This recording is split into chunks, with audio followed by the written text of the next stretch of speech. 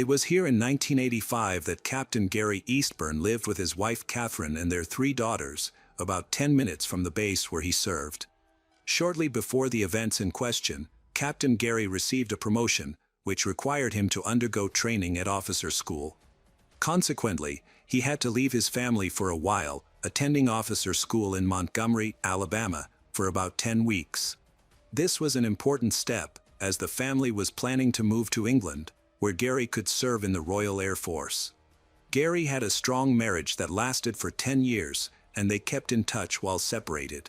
However, on Saturday, May 11, 1985, Gary tried to call his wife several times, but to no avail. He took advantage of several breaks to call but never received an answer. Finally, he reached out to one of his friends who remained on Fort Bragg and asked him to check on his wife.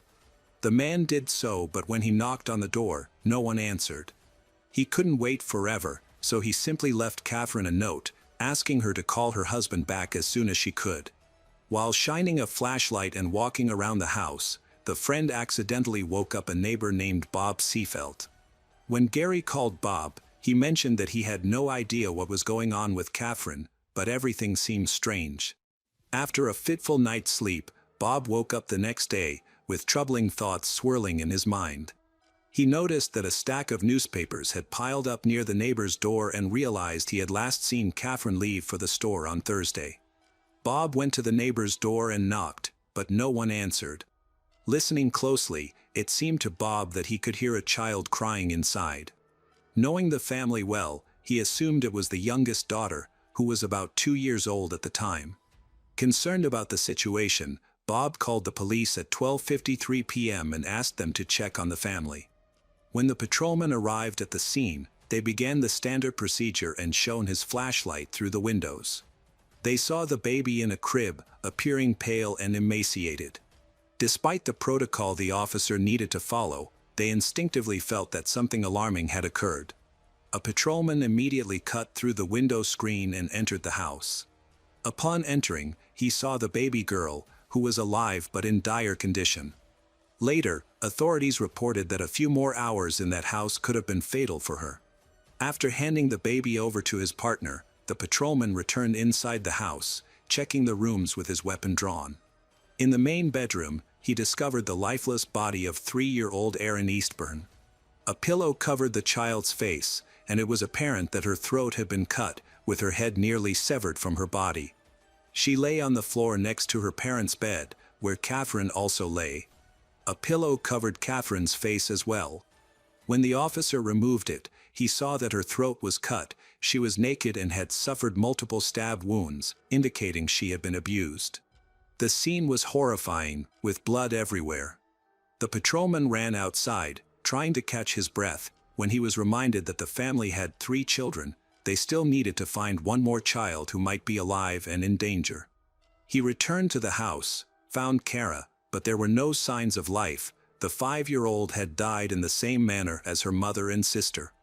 When the investigation began, detectives quickly noticed that a similar crime had occurred 15 years earlier involving a military family, the MacDonald family, who were killed in a similar fashion. This crime was committed by a military man, a husband and father named Jeffrey. Numerous coincidences were found in the handwriting of the criminals and the circumstances of these 2 murders, suggesting that they could have been committed by the same person. However, at the time of the massacre of the Eastburn family, Jeffrey MacDonald was already behind bars and could not have been involved in this crime. Rumors spread quickly, leading many to believe that Jeffrey MacDonald could have had an accomplice or an imitator. Forensic experts found blood all over the house, as well as clear traces of cleaning in some places, indicated by X stains of blood. It was obvious that the criminal had tried to clean up but left even more traces. Using luminol, investigators could see that the marks had been erased on the bathroom door handles. Likely, the perpetrator used a towel that had been thrown into the laundry basket. The crime was believed to have been committed between 8 p.m. on May 9 and 3 a.m. on May 10, 1985. As it turns out, the last person to see the family alive was the nanny, Julie. The young girl had been babysitting the youngest daughter for several days before their bodies were found and was automatically placed on the suspect list. Julie mentioned prank calls that Catherine had complained about before she was killed. Some man had been calling several times a day for 3 months, but it didn't particularly bother Catherine. She didn't feel any danger from these calls and never went to the police. Julie remembered another person with whom Catherine had been in contact, a certain Angela who was going to take the dog from the Eastburns, Dixie. Due to plans to move, they decided to give it away because there was no one to leave it with. According to the nanny, Catherine had left an ad in the newspaper, and after that, she received a call from Angela. Julie was curious about what happened next and unexpectedly shifted the focus back to the bloody crime of 15 years ago. She was worried that it could have been committed by a copycat of Jeffrey MacDonald and wanted to know what the police thought about it. The detective had no trouble getting the suspicious nanny to talk. She willingly shared her long friendship with Dr. MacDonald, believing that he was innocent. They had known each other for a long time and even exchanged letters for several years while he was in prison. When she was asked about her interest in the case, she was unable to justify his behavior, and the detective did not pay much attention to her words. When she confirmed her alibi, he simply removed her from the list of suspects. The police continued to work in the Eastburn house even after midnight, despite the late hour. A young man named Patrick Cohn approached them and decided to tell them about what he saw on the night of Friday, May 10, 1985, at about 3:30 a.m. He noticed a tall, fair-skinned man in jeans, a knitted hat, and a black jacket leaving Eastburn House. The man was carrying a garbage bag slung over his shoulder, got into his white Chevrolet Chevette, and drove away. Patrick's statement was taken seriously, and he was brought to the police station to help create a composite sketch. When the portrait was finished, there was a striking resemblance to a serviceman named Timothy Hennis. He was a 27-year-old man who, along with his younger brother and sister, had been adopted by the Hennis family, a couple who took all 3 of their children from an orphanage. They grew up in a fairly well-off family in Minnesota, which provided them with a bright future. Shortly before these tragic events, Tim married Angela in secret before Christmas in 1984. That same year, Tim's brother died in a motorcycle accident, so they opted for a modest celebration instead of a lavish ceremony. A couple of years later, they had a daughter, Christina. Tim admitted that he was familiar with the victim, Catherine, but there was a good reason for it. They decided to get dog for company, leading to the contact with the woman from the ad. Tim denied any involvement in the crime but mentioned a curious coincidence. He had arranged to meet Catherine on Tuesday, May 7th, just 3 days before the crime, to look at Dixie.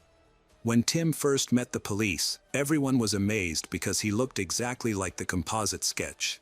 The police asked him to sign a waiver of Miranda rights, to which he agreed, provided he could be assured that he was not a suspect, which turned out to be a ruse. Timothy provided fingerprints, hair samples, saliva, and blood. He confirmed that he had indeed met Catherine that Tuesday and had taken her dog, after which they had not seen each other again. Timothy denied any involvement in the crime and provided a detailed account. Witness Patrick was called to identify him, and he pointed to Timothy. Despite Timothy's insistence that he had not been in the area early in the morning of May 10th, suspicions against him grew stronger due to his lack of an alibi. The police did not yet have an arrest warrant, so Timothy was released. However, after 7 hours, he was detained, officially charged with triple first-degree murder and abuse. Naturally, Timothy was not the only suspect. As is often the case, the police first considered the widower Gary Eastburn. When Gary was informed of the events, he remained surprisingly calm and simply asked if at least one family member had survived. When he learned that only the youngest daughter had survived, he broke down in tears. Gary had grown up as an ordinary young man. At the age of 12, his parents divorced, and his relationship with his stepfather did not work out. Despite this, he had a relatively calm childhood. He met Catherine in 1972, approximately 13 years before the tragedy. At that time, he was around 25 years old, having been born in 1947. Their daughter Kara was born in 1980.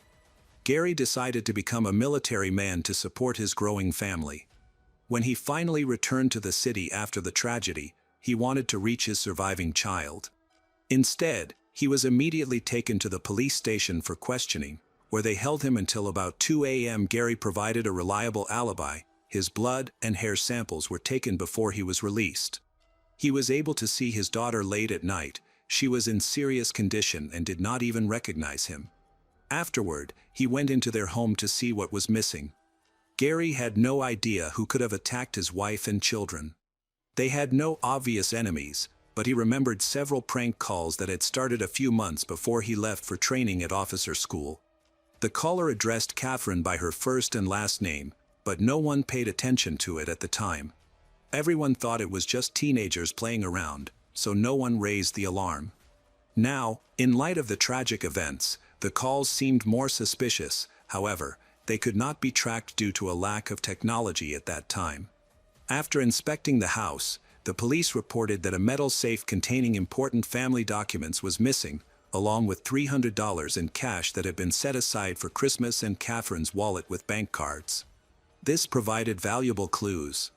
The ATM was identified, and it turned out that a transaction was made using Catherine's card. It was used shortly after the murders, including a transaction on May 11th. Detectives found a witness who provided a description of the man who came at night to withdraw cash, and this description exactly matched Timothy Hennis. In addition, she saw a white car belonging to Timothy. At this stage, the whole city already knew about the crime and the main suspect. Other witnesses also came forward. Timothy's neighbor saw him burning something in his backyard the day after the murder, likely getting rid of evidence. A local dry cleaner reported that Timothy had brought them a black jacket right after the crime. According to the description, it resembled the clothing that the witness Patrick had described. Timothy was questioned when his ex-wife said he had come to visit her that fateful night.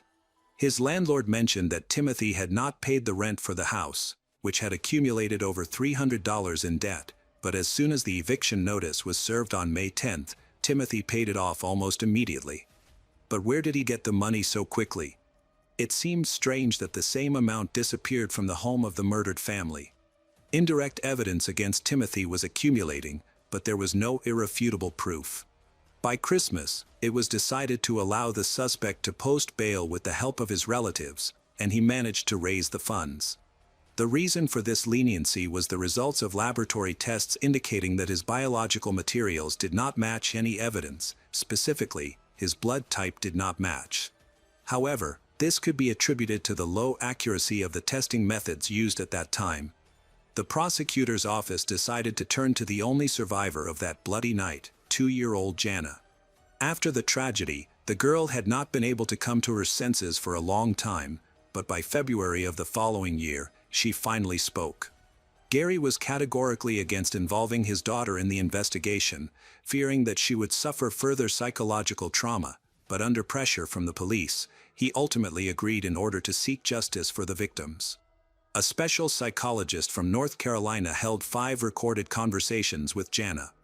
During this time, she experienced several panic attacks and was still unable to recognize Timothy's photo.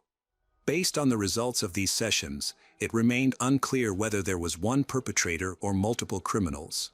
Thus, the prosecutor's office decided to refuse to use Jana's testimony in the case. The trial was set for April 27, 1986. Timothy rejected the plea bargain offered by the prosecution. His lawyer wanted to change the location of the hearing but ultimately decided it would not make much difference. Instead, the defense focused on refuting the numerous circumstantial evidence on which the prosecution's case was based. The lawyer argued that the witness Patrick was lying when he claimed to have seen Timothy, described his appearance and car in such detail, especially since it had happened at night. He questioned how Patrick could have seen all of this in the dark. The lawyer discovered that the witness was going through a difficult time and had been pressured by the police. During numerous meetings with Timothy's lawyer, Patrick admitted that he might have made a mistake during the identification. The more he talked with the defense, the less certain he became about having seen Timothy on the street that night. On the day of the trial, the lawyer tried to get Patrick to admit that he had participated in the identification under pressure from detectives, but he did not. The defense discovered something even more significant. During the investigation, the police had gained access to the Fort Bragg duty log, which showed that Tim was on duty at the time of the crime, but this page mysteriously disappeared during the investigation. The lawyer believed that the detectives had intentionally torn out this page. Now, the defense attorney pressed this fact, interpreting the police's behavior as an attempt to convict an innocent person by destroying evidence of his innocence. Timothy's family was away at the time of the crime. The prosecution proposed a theory that Timothy had taken advantage of his wife's absence to start a romantic relationship with Catherine and visited her home on that fateful evening. However, Catherine rejected his advances, which angered him, leading him to kill her and her 2 children. The discussion then turned to the bank card. It was determined that the payment method had been used at 2:52 a.m. on May 11th when the defendant was on duty. Although this could not be confirmed, there was reasonable doubt that Timothy could have used it. Even though there was still no confirmed alibi for the night of the crime, the lawyers systematically managed to destroy the majority of the prosecution's arguments and raised doubts among the jury in order to convince them of Timothy's innocence. The prosecution presented frightening photographs from the crime scene and autopsies of the victims, about 100 photographs, which were included in a slideshow that lasted more than an hour. The tension in the courtroom was palpable. Despite the defense attorney's desperate attempts to convince the jury of the defendant's innocence, on July 4, 1986, Timothy Hennis was found guilty on all counts. The defense attorney believed that the main reason for this verdict was their failure to insist on a change of venue. He felt that his job was not finished since Timothy was sentenced to death, so he focused on saving his client's life. Interestingly, just a few days after starting his sentence, Timothy received a postcard in prison signed by Mr. X. In it, a mysterious stranger claimed responsibility for killing Timothy's family and apologized for Timothy serving time for his crimes. Mr. X admitted that he had left North Carolina and had no intention of returning. Timothy informed his lawyer about the postcard. Later, it was used at the retrial, but at the time of its receipt, the prosecutor dismissed it as a forgery. During this period, Timothy's parents rallied around him. Despite their divorce, they made every effort to save enough money to pay for his defense. The Supreme Court of North Carolina was approached, and the lawyers cited bias, arguing that the jury had been provoked by the photographs. The defense insisted that nearly 100 gruesome images from the massacre were guaranteed to elicit a negative reaction from the jury. Despite the lack of irrefutable evidence against Timothy, it came to light that several detectives who led the case were nearing retirement.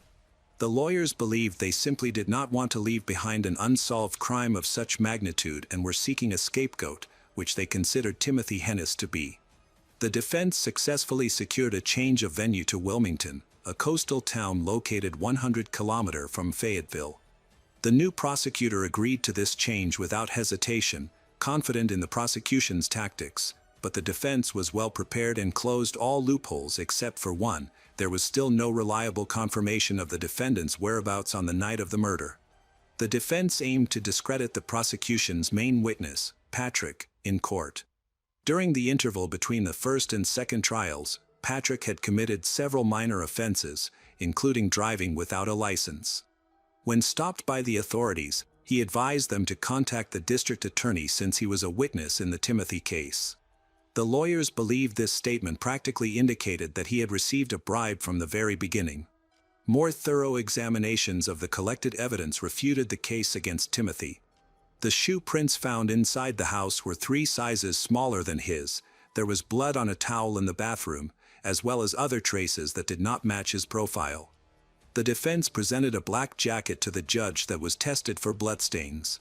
Even the hair found on Catherine's body did not belong to Timothy. In this context, the numerous circumstantial pieces of evidence that the prosecutor's office had used in the first trial appeared less convincing during the retrial. The prosecution attempted to challenge all the defense's arguments with their own versions, but none of this was compelling in light of the thorough preparation from the defense. 2 days later, the jury found Timothy not guilty on all counts. It is noteworthy that during this hearing, only a few photographs from the crime scene were shown, as opposed to the 100 images in a lengthy slideshow during the first trial. 3 years later, Timothy was released from death row. He re-enlisted in military service, served in Saudi Arabia and Somalia, and then returned to the United States. In 1998, Timothy and his family settled in Fort Lewis, Washington. In 2004, he retired from the Army and took a job at a waste processing plant. He also became a Boy Scout leader. Meanwhile, widower Gary followed his plan and moved with his surviving daughter to the UK. In 2009, he served in the Royal Air Force, after which he married a nurse. In 2009, after leaving the Air Force, Gary returned to the US and settled in Washington. Subsequently, legislation was amended to prohibit retrials for individuals already convicted twice of the same crime. Disagreements arose on the basis that during the first trial, Timothy was in military service, thereby placing him under a different jurisdiction. This left the state in limbo, although it did not exclude the possibility that he could be brought to retrial. Despite such situations being rare in the state's judicial practice, they did not return to the case for almost 20 years. It seemed that life was improving, but the case of the triple murder remained unsolved. Finally, in 2006, a detective investigating particularly brutal murders decided to test the DNA materials collected from the body of Catherine. However, the only information the laboratory could provide at that time was that the collected samples belonged to a light-skinned individual. By 2010, the laboratory in North Carolina became embroiled in a significant scandal. It turned out that over the past decade and a half, the state crime lab systematically concealed or manipulated evidence to ensure convictions. This was revealed in at least 230 cases, 10 of which resulted in the wrongful conviction of innocent people sentenced to death. 3 of them even received lethal injections and were deprived of life. The DNA in the Eastburn case was retested, and the examination showed that the materials from the crime scene in the archive matched those of Timothy Hennis.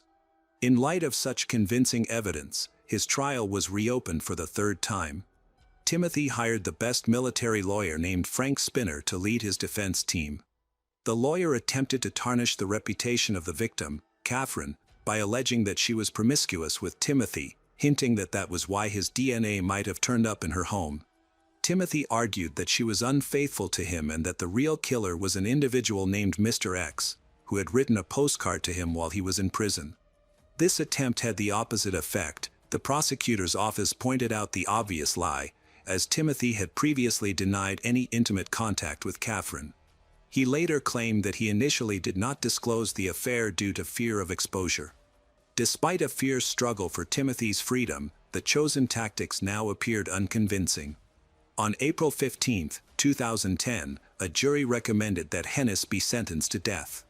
In addition, he was demoted to Private E1, stripped of all pay and allowances, dishonorably discharged from the United States Army. Hennis was incarcerated at the United States Disciplinary Barracks at Fort Leavenworth in Kansas, where he remains to this day. All his subsequent appeals were rejected. Under U.S. legislation, without the president's approval, they cannot execute him. Therefore, the likelihood that he will be deprived of life is low. The U.S. military has not executed anyone from its ranks since 1961. Interestingly, in 1985, when the murders of the Eastburn family occurred, a 20-year-old woman from Rochester, Minnesota, where Tim had lived for a long time, contacted the police to share her story. Upon hearing about the triple murder in North Carolina, she revealed that at the age of 11, she had been abused by Timothy Hennis. Unfortunately, due to a data error, she was not permitted to testify. Had she been allowed to do so, the outcome of the second trial, when he was acquitted, could have been entirely different, and he would most likely have been found guilty again. Even now, this trial raises more questions than answers. The story of the nanny, who cared for the Eastburn children, also raises many questions. Julie was addicted, and there were witnesses who heard her confess to the crime. Additionally, her unhealthy obsession with Jeffrey MacDonald, with whom she even corresponded, raises further doubts. Some supporters of Timothy believe that it was Julie who could have imitated her idol and killed the family with whom she worked. Hello friends. Welcome to our channel. Today we're going to take a look at another horrible case with you. The case of Marty Hill. Marty Hill, 42, lives in a cozy little town called Prairie Village, Kansas, USA. She is energetic, cheerful, and kind. From a young age, she was drawn to fine art, dreaming of becoming an artist or designer. To pursue this dream, she worked hard, completed her studies, and gained the necessary educational background. Eventually, she fulfilled her dream by working in the design studio of a clothing company. At the company, Marty is always highly regarded for his outstanding achievements and reliability. So, when she failed to show up for work on September 8, 2010, without any notice, everyone immediately suspected that something was wrong. No one knew what had happened, and she had not requested any leave. Initially, her colleagues hoped she might just be running late. They tried calling her but received no response and decided to wait a little longer. An important meeting was scheduled for 10 a.m., and Marty's attendance was deemed essential. Her absence worried everyone since she was always responsible and fully aware of the meeting's importance. She is usually deeply involved with the group and consistently reports any issues, so her silence in this case is unusual. Growing increasingly uneasy, one of her friends tried calling her repeatedly, but the calls went unanswered. Overcome with fear, the friend began to break down in tears, sensing deep in her heart that something terrible might have happened to Marty. A friend decided to find out what had happened to Marty. One of her colleagues offered to visit her house and check on her. He arrived at her quiet residential neighborhood at 11:30 a.m. and knocked on her door, but there was no answer. This seemed odd, especially since her car was parked in the driveway, suggesting she should have been home. He walked around the house but saw nothing unusual, although he couldn't shake the feeling that something was wrong. The unsettling silence made him uneasy, so he returned to his car. The colleague returned to the office and discussed the situation with the others. They decided it was necessary to call the police to check on Marty. Because Marty had a 15-year-old daughter who was at school at the time, they agreed not to alarm her until they obtained more information about Marty's whereabouts. Eventually, the police were contacted, and the colleague stayed near Marty's driveway, waiting for the police to arrive. The police arrived at the scene within minutes. When the officer knocked on the door, there was no response, and there were no signs of forced entry. Looking through a window, he noticed a woman's purse sitting on the kitchen table, which indicated that Marty should have been inside. Concerned, the officer decided to check the door, suspecting she might be unwell and in need of help. To his surprise, the door was unlocked. The officer entered the house and searched the first and second floors but found nothing out of the ordinary. He then proceeded to check the basement. Using a flashlight, the officer realized there were no lights in the basement. As he descended to the very bottom, he spotted someone lying in a large pool of blood, curled up in a fetal position. The dim light revealed a gruesome scene. The room was splattered with so much blood that it resembled a torture chamber. At first, the police thought the victim was a man due to the large amount of blood, but upon closer inspection, they couldn't even determine the victim's gender. Based on the scene, they concluded that the person was dead. However, to their horror, the victim suddenly turned around and looked directly at them. The police discovered a severe wound on the victim's throat and observed that her face was so swollen, disfigured it resembled a gruesome, bloody mess. Believing the victim was on the verge of death, an officer leaned in and repeatedly asked, "Who did this?" Despite his efforts, the victim struggled to breathe and was unable to speak. Prior to questioning, the officer had already called for medical assistance. Though still alive, the victim was unable to reveal the identity of her attacker. The victim was rushed to the nearest hospital due to her critical condition, which made identifying her difficult. Her injuries were concentrated on her head and face, including multiple skull fractures, facial fractures, a concussion, and cerebral swelling. The wound was particularly devastating, slicing through muscles and vital blood vessels. Medical experts estimated her chances of survival at no more than 20%. Finally, the victim was identified to be Marty Hill, the owner of the home. Against all odds, the doctors managed to save her life. Attention immediately turned to her teenage daughter, Mackenzie, who was contacted right away. Mackenzie was in complete shock and had no idea what had transpired at their home. Upon hearing of the brutal attack, family members rushed to the hospital to be with Marty. The extent of her suffering was unimaginable, and her injuries were so severe that even her own mother didn't recognize her. Unfortunately, the doctors all gave the same grim prognosis regarding her chances of survival. Her condition was serious, but at least it was somewhat manageable. Family members took turns staying by her bedside every day. The situation was so overwhelming that they felt a mix of anger and helplessness. Her son, Stephen, felt the most anger. Living in Texas at the time, he returned home to be with his mother and offer his support. Stephen was the first person to enter the basement where his mother had been found. After the forensic investigator examined the house, they emerged from the basement and strictly prohibited anyone else from entering due to the gruesome nature of the scene. While the relatives grieved, Stephen cleaned up the blood himself. Detectives investigating the tragedy were baffled, unable to determine who could have committed such an act or why. Marty's family and friends were equally perplexed, as no one could imagine her having an enemy capable of such violence.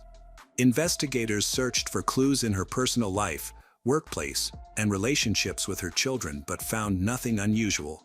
The crime was determined to be unrelated to abuse, as Marty's clothes remained intact, a conclusion later confirmed by the Armed Forces analysis.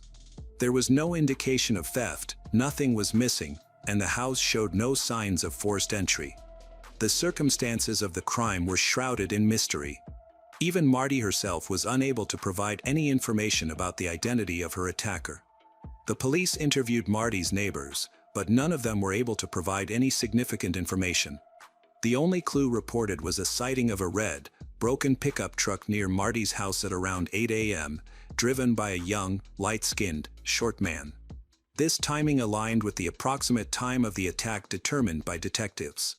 The officers followed up by visiting the sewing company where Marty worked to interview her colleagues, hoping to identify someone matching the description of the driver. However, this lead turned into another dead end, as none of her co-workers could offer useful information or suggest who might have been driving the pickup truck. Detectives then shifted their focus to Marty's family. They spoke with Marty's mother, Shirley Roth, who provided a potentially valuable lead. Shirley revealed that her daughter had not been romantically involved with anyone since divorcing her ex-husband 7 years earlier. Despite their divorce, they maintained regular contact because they shared custody of their daughter. Shirley explained that, following the divorce, Marty had dedicated herself entirely to her work and children and had shown no interest in dating. In Shirley's opinion, the only person who seemed like a potential suspect was Marty's ex-husband.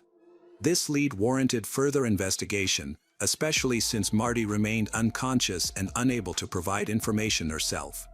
Detectives continued to speak with family members to identify Marty's ex-husband. Their children were quick to defend their father. Their daughter, Mackenzie, a high school student, took offense at the suggestion that her father could be a suspect. She asserted that her father could not have done such a thing, describing him as calm, non-confrontational, and someone who maintained a good relationship with his ex-wife and children. Their son, Stephen, also rejected the suspicion, stating that his father was incapable of committing the crime. Despite this, detectives could not dismiss the theory and decided to investigate it thoroughly. The police then visited Marty's ex-husband at his home. He was fully cooperative, invited them inside, and answered their questions openly. He appeared deeply affected by the incident, expressing that he still cared for Marty and was distressed by what had happened. He expressed relief that she had survived and shared that he was praying for her recovery. Although there was nothing initially suspicious, the police still needed to verify his alibi. He told them that, on the morning of the attack, he had taken his daughter to school before going to work. To confirm his statement, the police spoke with his daughter, Mackenzie, who was living with her grandmother, while they worked on verifying the details he had provided. A DNA sample was taken from him, though analysis would require time.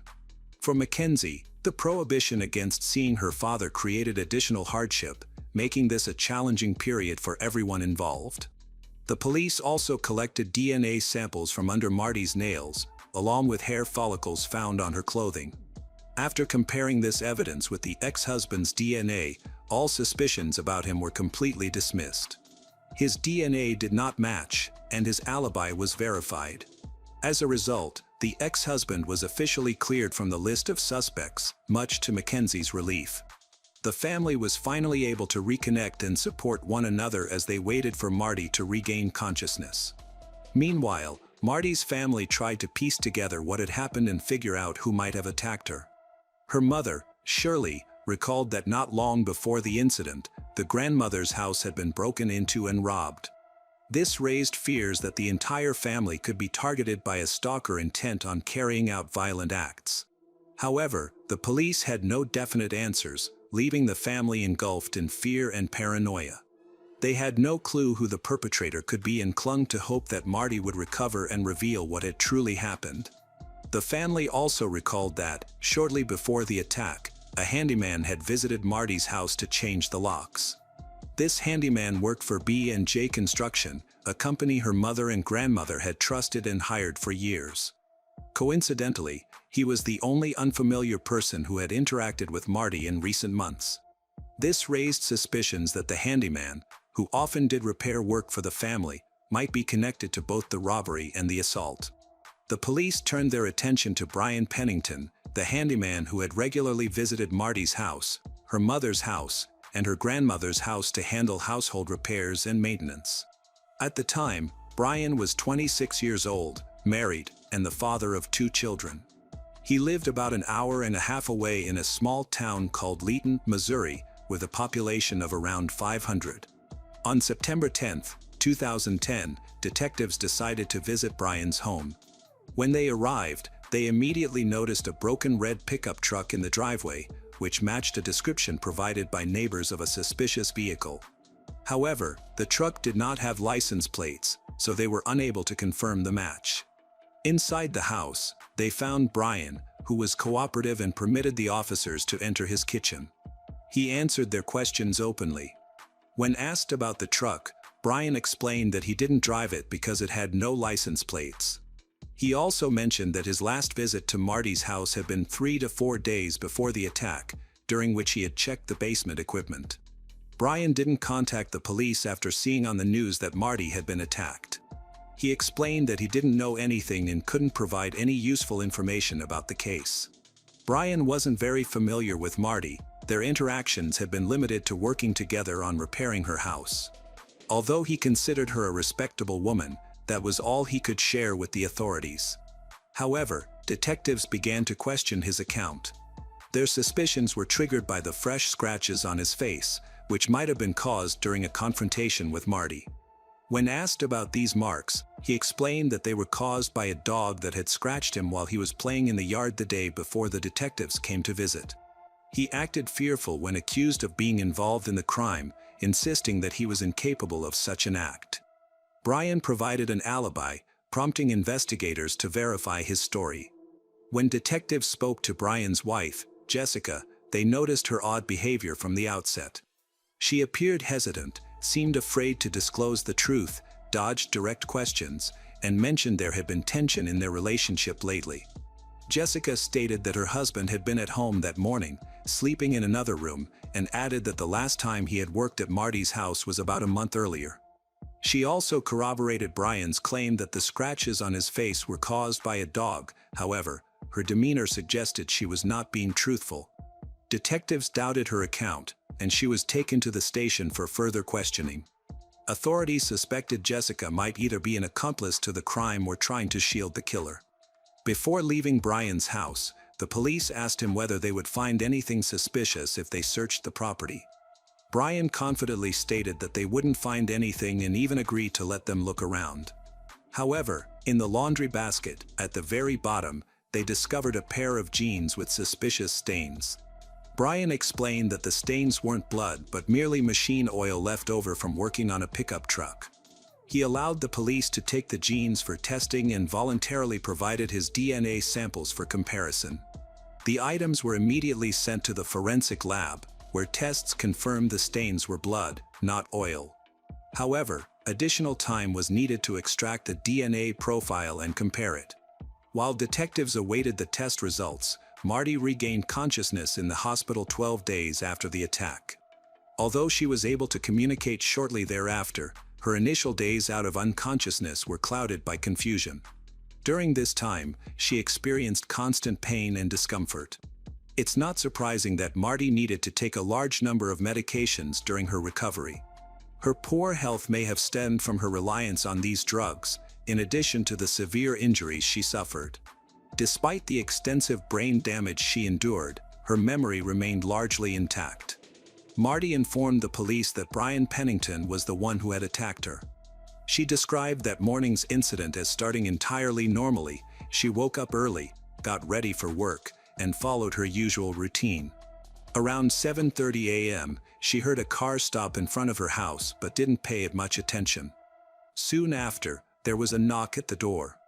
It was Brian, who had worked on her house about a month earlier. Marty found his visit odd from the beginning. It was unplanned and too early in the morning. However, she reassured herself, thinking he might have been working nearby or had forgotten a tool during his last visit. Although she was hesitant to open the door, she ultimately decided to do so. The two had a brief conversation. Brian was polite and friendly, which helped ease her concerns. Brian explained that he had heard Marty was planning to sell her house and wanted to alert her to a problem he had noticed during the previous renovation. He insisted it was important and offered to show her the issue in the basement. Curiosity overcame her, and she agreed to follow him downstairs. She recounted that everything happened very quickly. Initially, they were just walking downstairs, but an unsettling feeling suddenly came over her.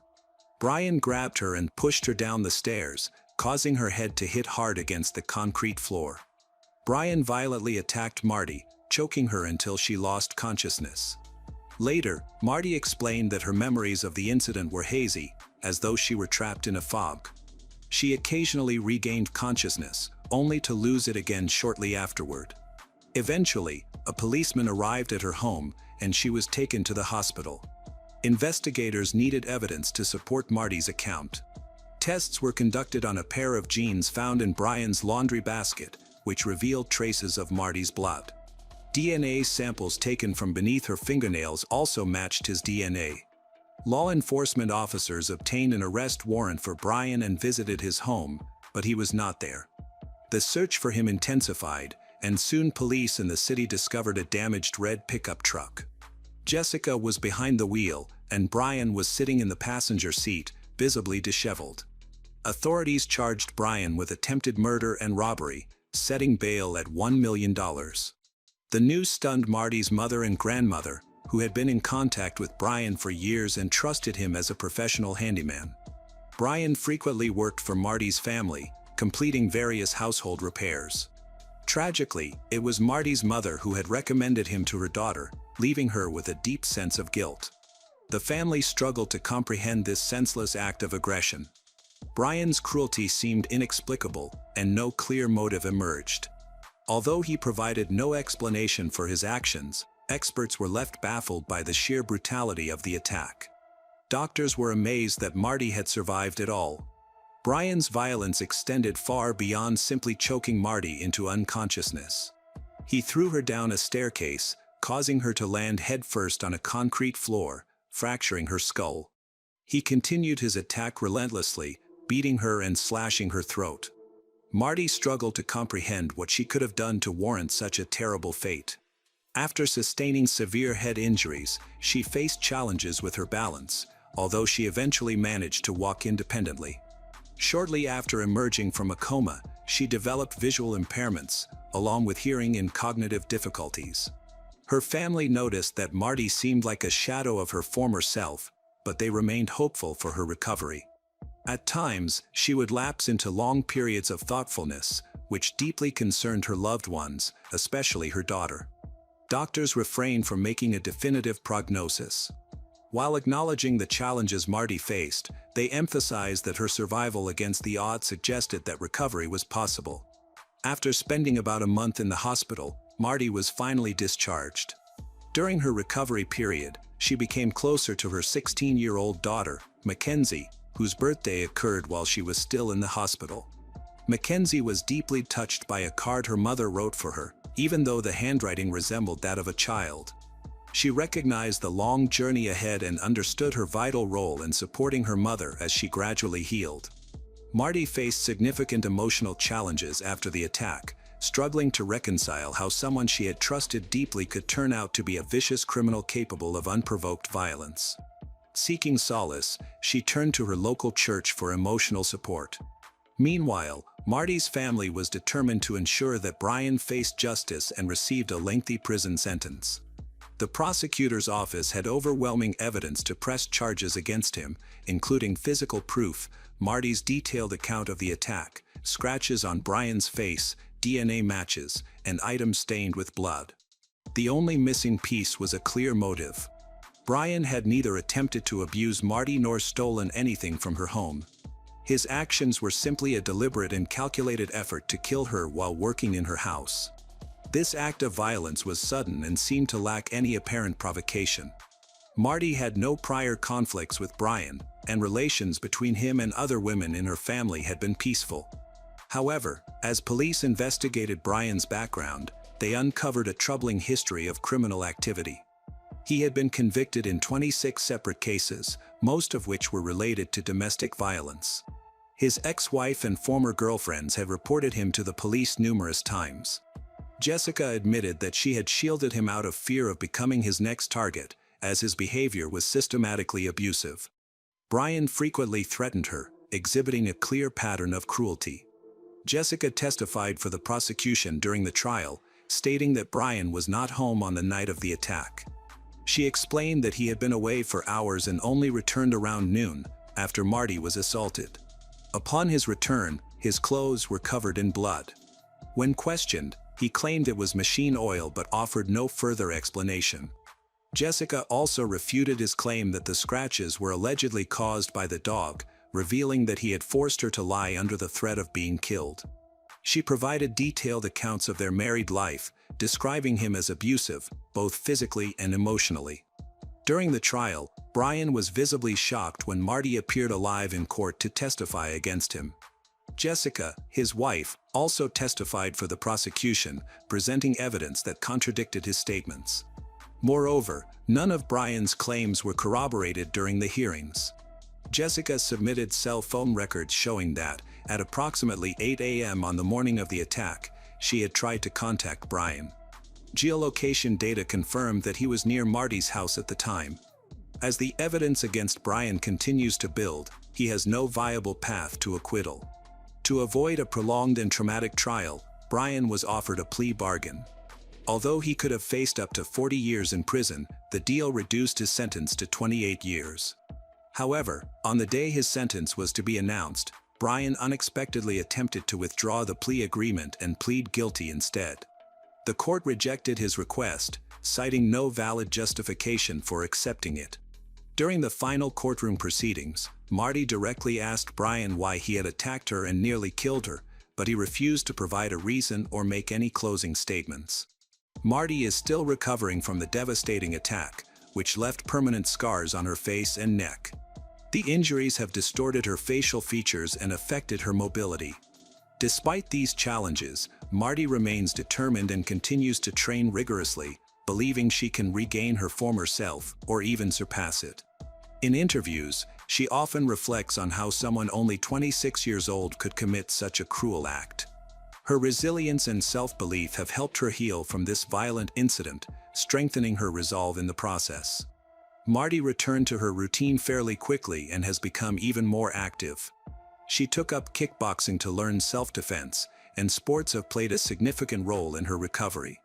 She also created a website aimed at supporting others who have experienced traumatic events, using her personal story to inspire and encourage healing. In addition to these efforts, Marty continues to work as a designer for a clothing company, channeling her creativity into her art as a way to manage anxiety and stress. She credits her daughter, Mackenzie, as the cornerstone of her recovery and is deeply grateful for her unwavering support. Recently, Marty published a book that details the horrific incident that changed her life, with the hope of inspiring others to overcome adversity through resilience. She now actively works as a motivational speaker, meeting with various communities and offering the same support that helped her rebuild her life. As for Brian Pennington, her attacker, he remains in prison and is estranged from his family, including his mother, ex-wife, and children, who have all cut ties with him. Hello everyone, Today we will learn about another case. The case of Clelia Medina. Early in the morning on Sunday, February 17, 2008, a man was walking with his dog when he suddenly noticed that the dog was attracted to something strange on the ground. Looking closely, he realized it was a series of drops forming a path. He began to follow them, moving parallel to the canal, not far from Lambersart, France. The drops continued, leading him to the very shore where he noticed a body half submerged in the water. It was swollen and very pale. The man immediately reported it to the police. In the name of law enforcement, forensic experts began to carefully examine the area and the body itself. However, there was nothing that could help identify the female victim. It was not possible to find a handbag that might have contained documents, a mobile phone, or bank cards. The body was taken for an autopsy, and the police continued to investigate the area around the canal for any clues about the identity of the victim. While the medical examiner was working in his office, detectives checked the databases of missing persons to find anything that could help identify the body. In this area, no recent disappearances had been recorded. When it became obvious that the unidentified victim could not be recognized, forensic scientists began searching the canal bank for clues indicating the identity of the deceased or the perpetrator. In the relatively small area where the body was found, cigarette butts and anything that could contain human DNA were collected. To ensure that nothing was missed, a team of divers was called in to check the bottom of the canal. This decision turned out to be correct. One diver managed to retrieve a car jack from the bottom, found just a meter away from the body. The jack, belonging to a standard set for a wing car, had a serial number indicating it was used in a vehicle produced in 1997. It had been in the water for quite a long time, so traces from its surface could have washed away. However, during the examination, human bloodstains were found. They continued to collect data. Initially, it was believed that the victim had been strangled, as characteristic marks remained on her neck. However, the forensic expert concluded that the cause of death was multiple strong blows to the head with a blunt object. The location and shape of the marks resembled those made by a car jack. There were suggestions that the girl could have died in a road accident, but the longer they attempted to prove this, the less plausible the theory seemed. It was soon decided to abandon this idea. It clearly indicated a methodical beating after which the body was simply thrown into the water. A toxicological examination showed that the victim was either intoxicated from alcohol or under the influence of prohibited substances. The deceased was fully dressed, and no signs of abuse were found. At the same time, there were no marks on her hands that would indicate she had fought for her life. The attack had likely come as a surprise to her, and she was unable to defend herself. According to the forensic expert, she died around 5 a.m. The police had only one clue that could help solve the mystery of her identity: a small stamp on her palm that had miraculously not washed away in the water. Such stamps are given to club visitors at the entrance, allowing security to recognize them without the need to check passes or flyers. Typically, these stamps are unique to each establishment and are not replicated. It was quickly discovered that the victim had visited the Buccaneer Club located nearby shortly before her death. Detectives arrived at the club, immediately spoke with the administration and employees, providing them with a description of the deceased.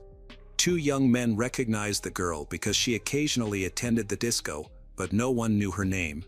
The detectives managed to access the recordings from the CCTV cameras. Thanks to that, the victim was identified. She had arrived at the club the day before she was found in the canal, apparently leaving Buccaneer around 3 a.m. and being killed by 5 a.m. What happened to her between 3 a.m. and 5 a.m. remained unknown.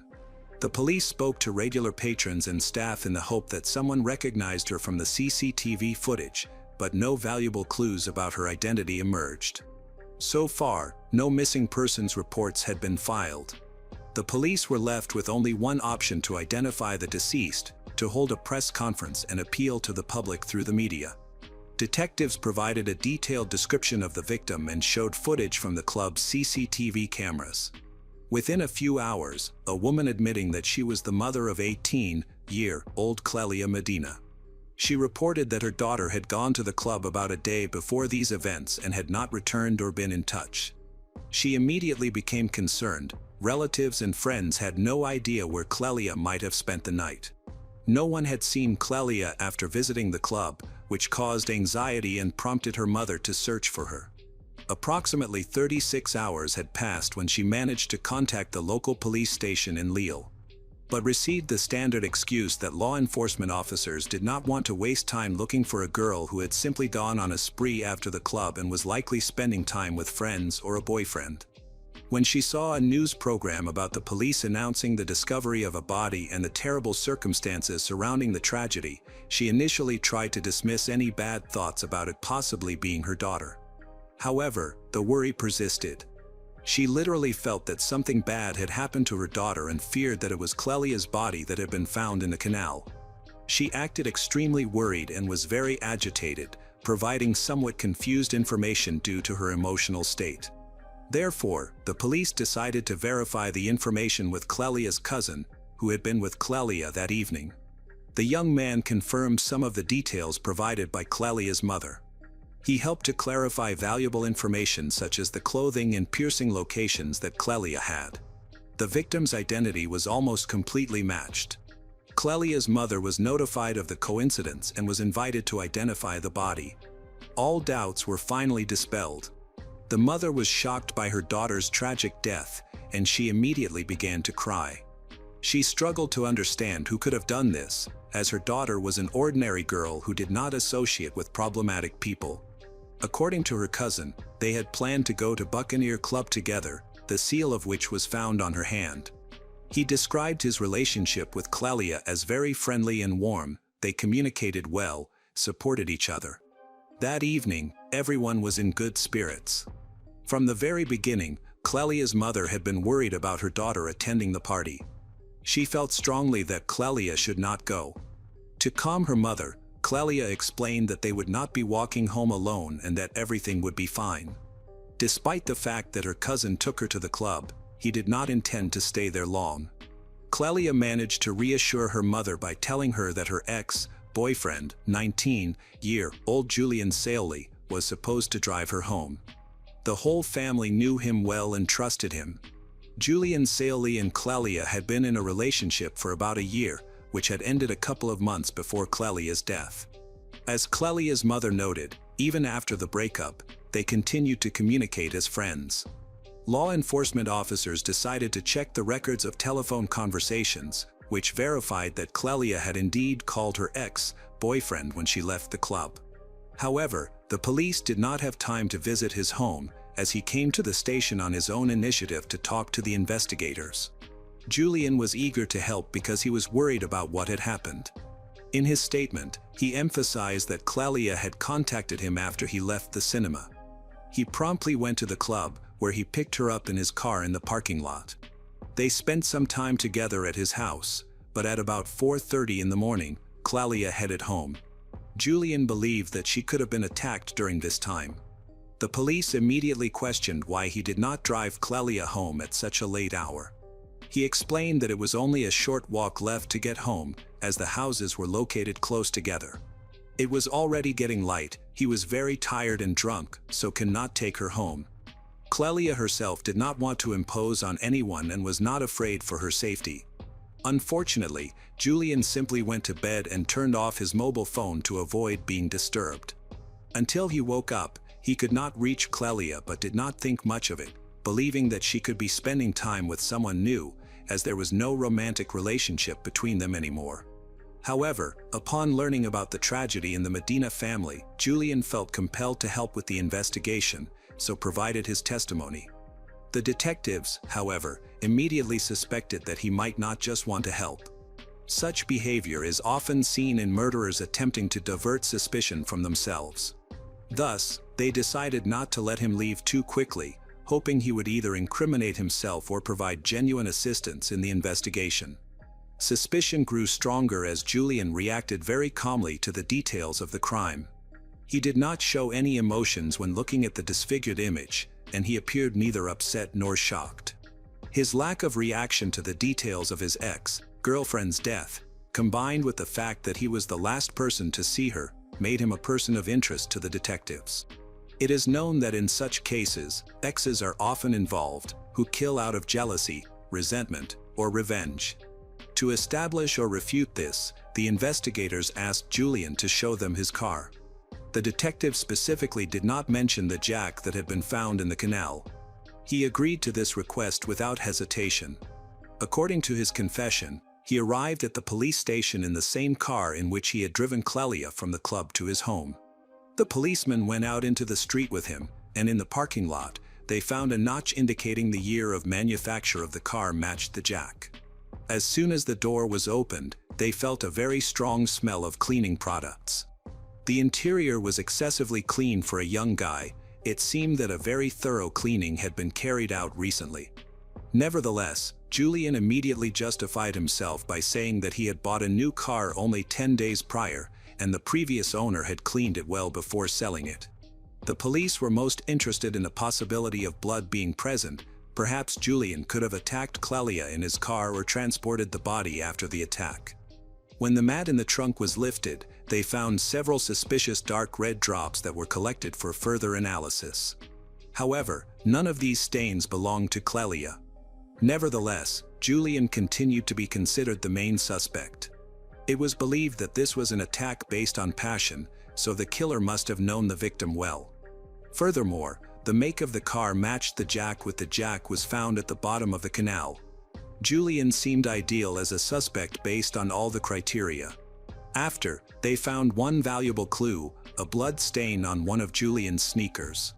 After examination, it was possible to prove that the blood belonged to Clelia, but it was not possible to date it with precision. Julian insisted that the stain appeared by chance when Clelia had a nosebleed about a month before the tragedy. However, his words could not be confirmed or refuted, so this evidence turned out to be indirect. Even Clelia's family was sure that Julian could not have done this. He had always been a very nice guy. Clelia's mother believed wholeheartedly that he was not capable of murder.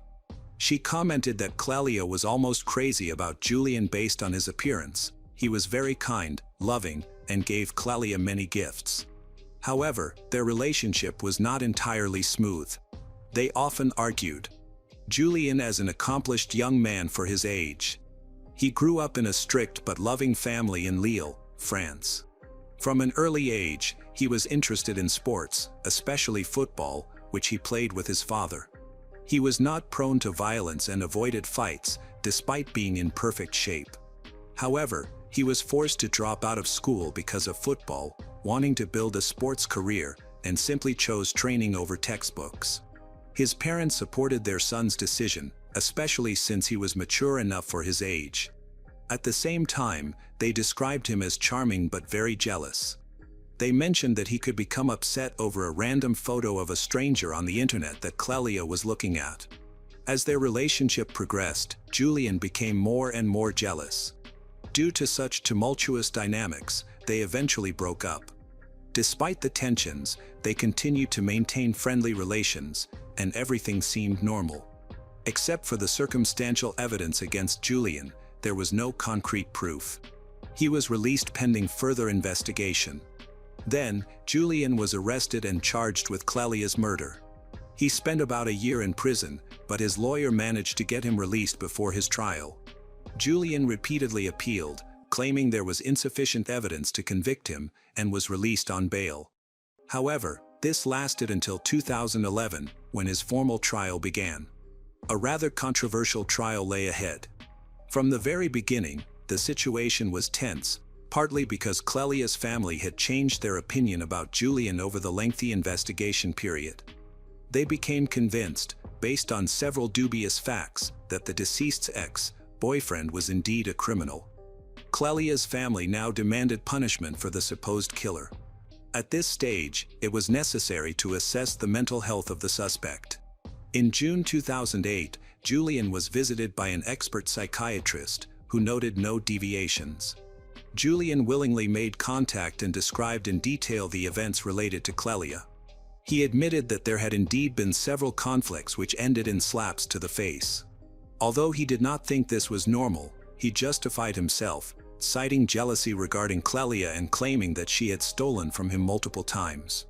After the examination, the specialist concluded that Julian was completely in his right mind and capable of appearing in court. Tension was literally in the air. The defense team escalated the situation to the point where a fight broke out right in the courtroom. Several people were slightly injured, so the trial was postponed because of this unpleasant incident and the subsequent bureaucratic red tape. Everything was delayed for another year until 2012. From February 2009 until the start of the trial in June 2012, Julian lived with his paternal aunts near Paris. She immediately noticed how angry he was. At first, they thought it was connected to the slander against him. However, his discontent grew as the trial approached. Meanwhile, the Medina family accused Julian's lawyer of unnecessarily dragging out the proceedings, which only heightened tensions. The first witnesses began to speak at the meetings. There was a mutual friend of Clelia and Julian who recalled that all three of them had once been driving in a car together after their romantic relationship had ended. Julian had even started dating a new girl, who happened to be one of Clelia's close friends. This situation made she very upset and jealous. Despite their breakup, a conflict ensued between them, which even escalated to physical confrontation. They exchanged blows. At one point, Clelia even attempted to jump out of the moving car, but Julian managed to pull her back inside. By the time the car reached her friend's house, Clelia finally exited and continued yelling at Julian from the street. He tried to calm her down, but she simply waved her hand dismissively and left the scene. This friend was convinced this was not an isolated incident, as outbursts of jealousy and aggression were repeated throughout their relationship. In addition to this event, Clelia's parents recalled several instances during family vacations with Julian where he lost control. They once caught him walking around the apartment with a weapon. However, he had managed to convince Clelia's relatives that it was just a failed joke. They now understood the situation was much more serious. From the very beginning, Clelia had been in great danger. Another friend of Julian recounted an incident where, in a fit of rage, he began to choke one of his girlfriends.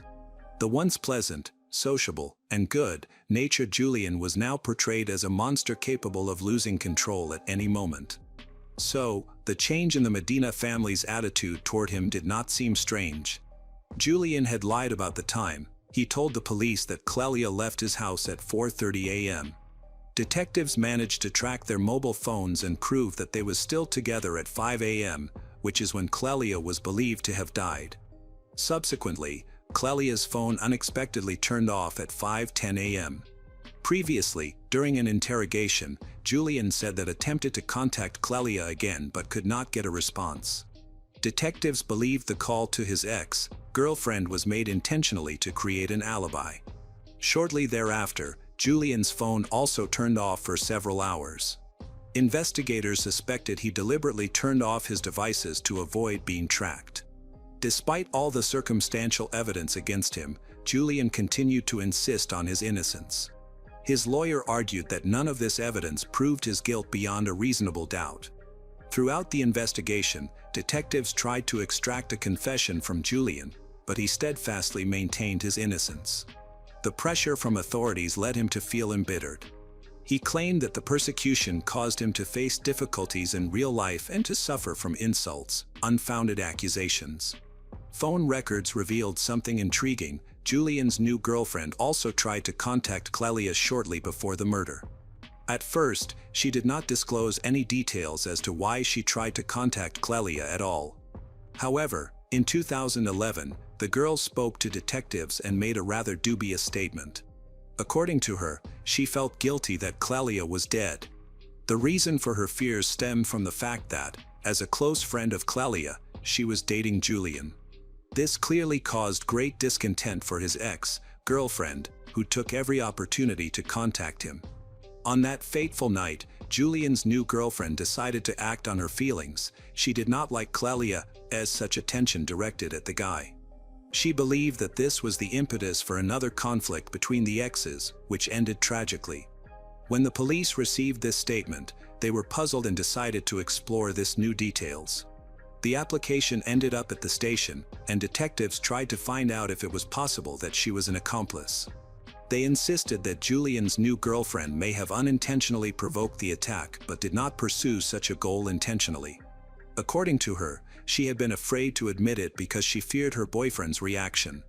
The neck of the deceased showed clear signs of strangulation, as if her throat had been squeezed with bare hands.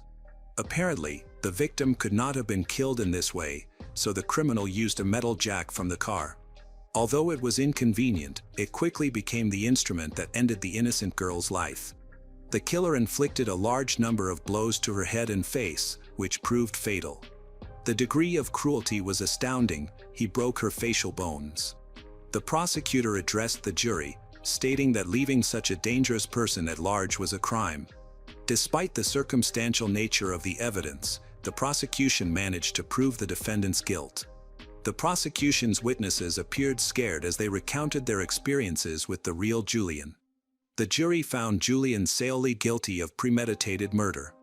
As he left the courtroom, he turned to the victim's family and said something that sounded like a threat.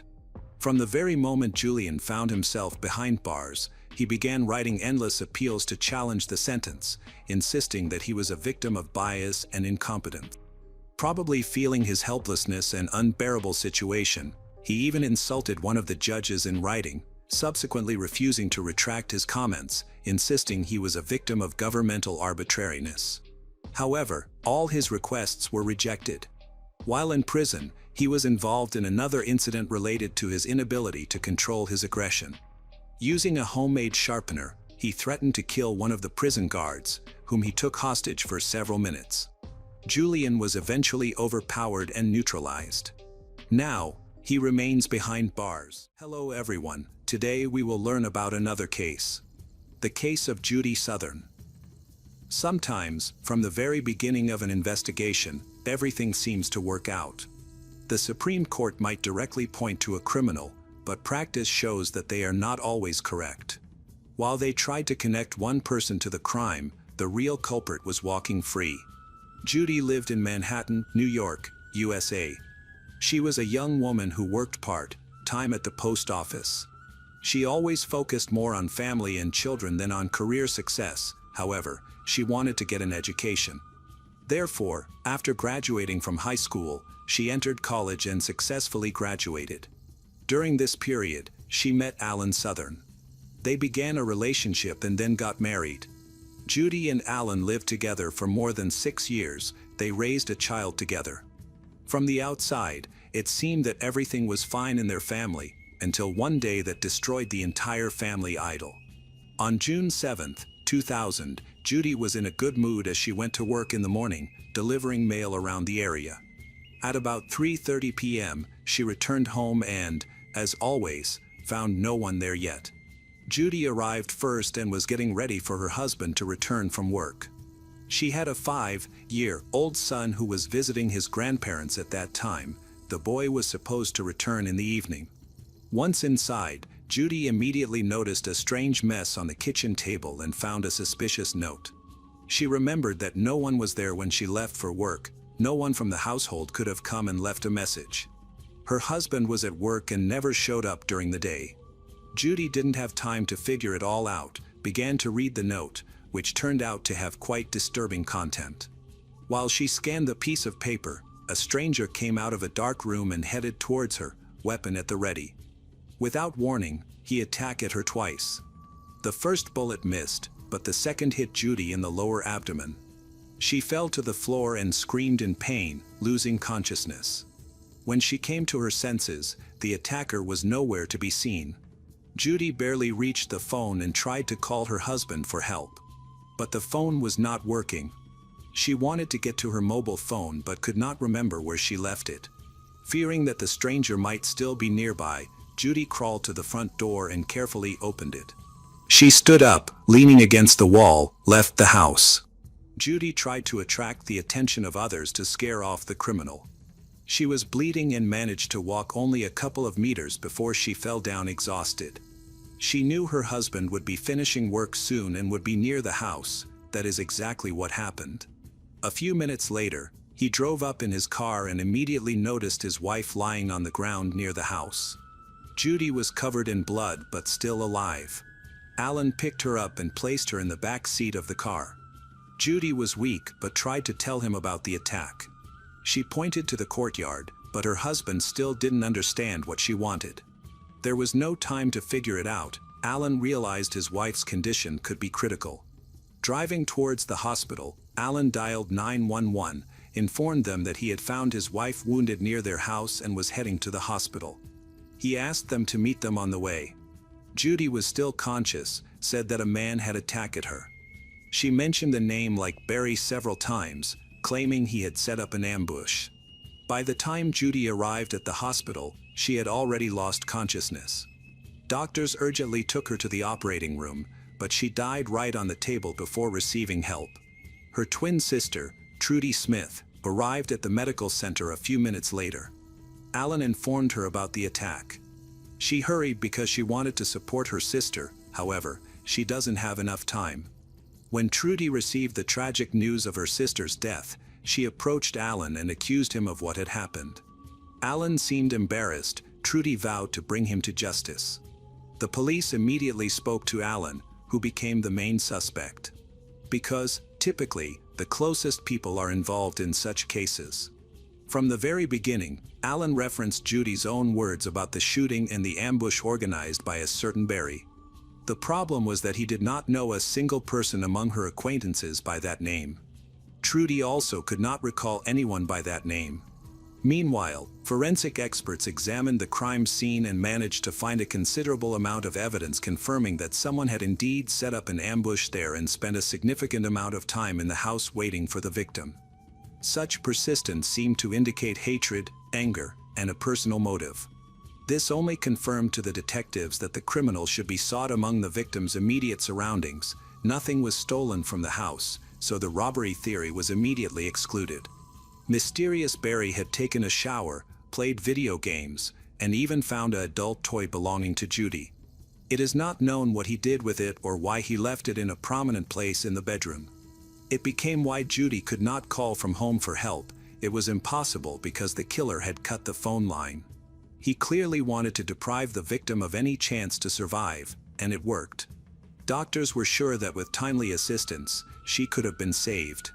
Despite the fact that the shot did not kill her immediately and she was able to leave the house, there was no one to help her. Unfortunately, she had to wait for Alan to arrive for some time, during which she lost a lot of blood. The detectives discovered traces of Alan, her husband. He continued to insist that he had nothing to do with the ambush. There were cigarette butts lying everywhere in the house, suggesting that the killer had smoked more than a pack of cigarettes while waiting for Judy. During the investigation, it turned out that neither the victim herself nor her husband smoked that brand of cigarettes, although this was not strong evidence of his innocence. This became the first piece of evidence in favor of Alan's alibi. It was strange that the criminal had entered the house without breaking in. Alan believed that all the windows and doors should have been closed before he left for work, but the shooter could have escaped through the window, which was wide open. During the searches, Alan remembered that his wife sometimes left the kitchen window slightly open to air out the house. This change in testimony was perceived as a very alarming sign. Spent cartridges were found at the scene of the crime. The first bullet hit a wooden wall. Flax was collected for further examination, and the police tried their best to find the weapon, but it was all in vain. Now, locating it had become a priority. It was believed that Alan managed to dispose of the gun, and naturally, he did not confess to this. Everything seemed to be against Alan. He was the first to report the incident and had spent the last minutes of Judy's life with her. His entire car was covered in blood, as were his hands and clothes. When Alan's office was searched, even more suspicious evidence was found. A special device for recording calls was installed on the family's home phone. Thanks to it, Alan could listen to their conversations while at work, checking his suspicions. This immediately drew the attention of the authorities to Alan. This became a reason to increase pressure on him. The most curious piece of evidence was a note found at the scene, which appeared to be a suicide note, but not written by Judy or her husband. A new name also surfaced in this case, Jonathan. On the other hand, Alan and Judy had serious problems, which offered more reasons to commit a crime. The recordings of telephone conversations were linked to his attempts to catch his wife in infidelity. He planned to use all of this to gain an advantage in court during their pending divorce.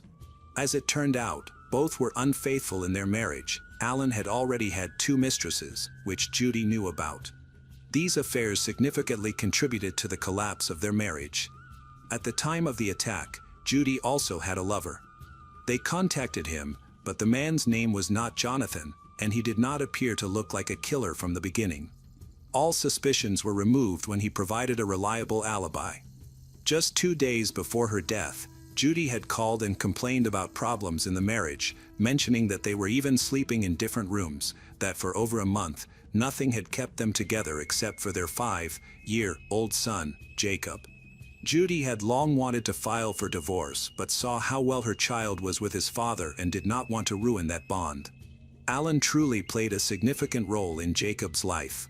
However, this no longer mattered against the backdrop of constant quarrels. Judy could no longer tolerate the conflicts and was planning to file for divorce. It is obvious that this gave Alan more reasons for anger. He could have been jealous of her, fearing that he would lose his son or be forced to share custody or pay alimony. Trudy confirmed that they indeed had disputes about their child, and both wanted to obtain custody rights, making the divorce process expectedly difficult. Trudy, too, had reason to confront Alan with accusations right in the medical center. However, the most compelling and disturbing arguments for the investigation came from Judy's friends. Everyone knew that Judy had serious marital problems, but the situation was worse than it seemed.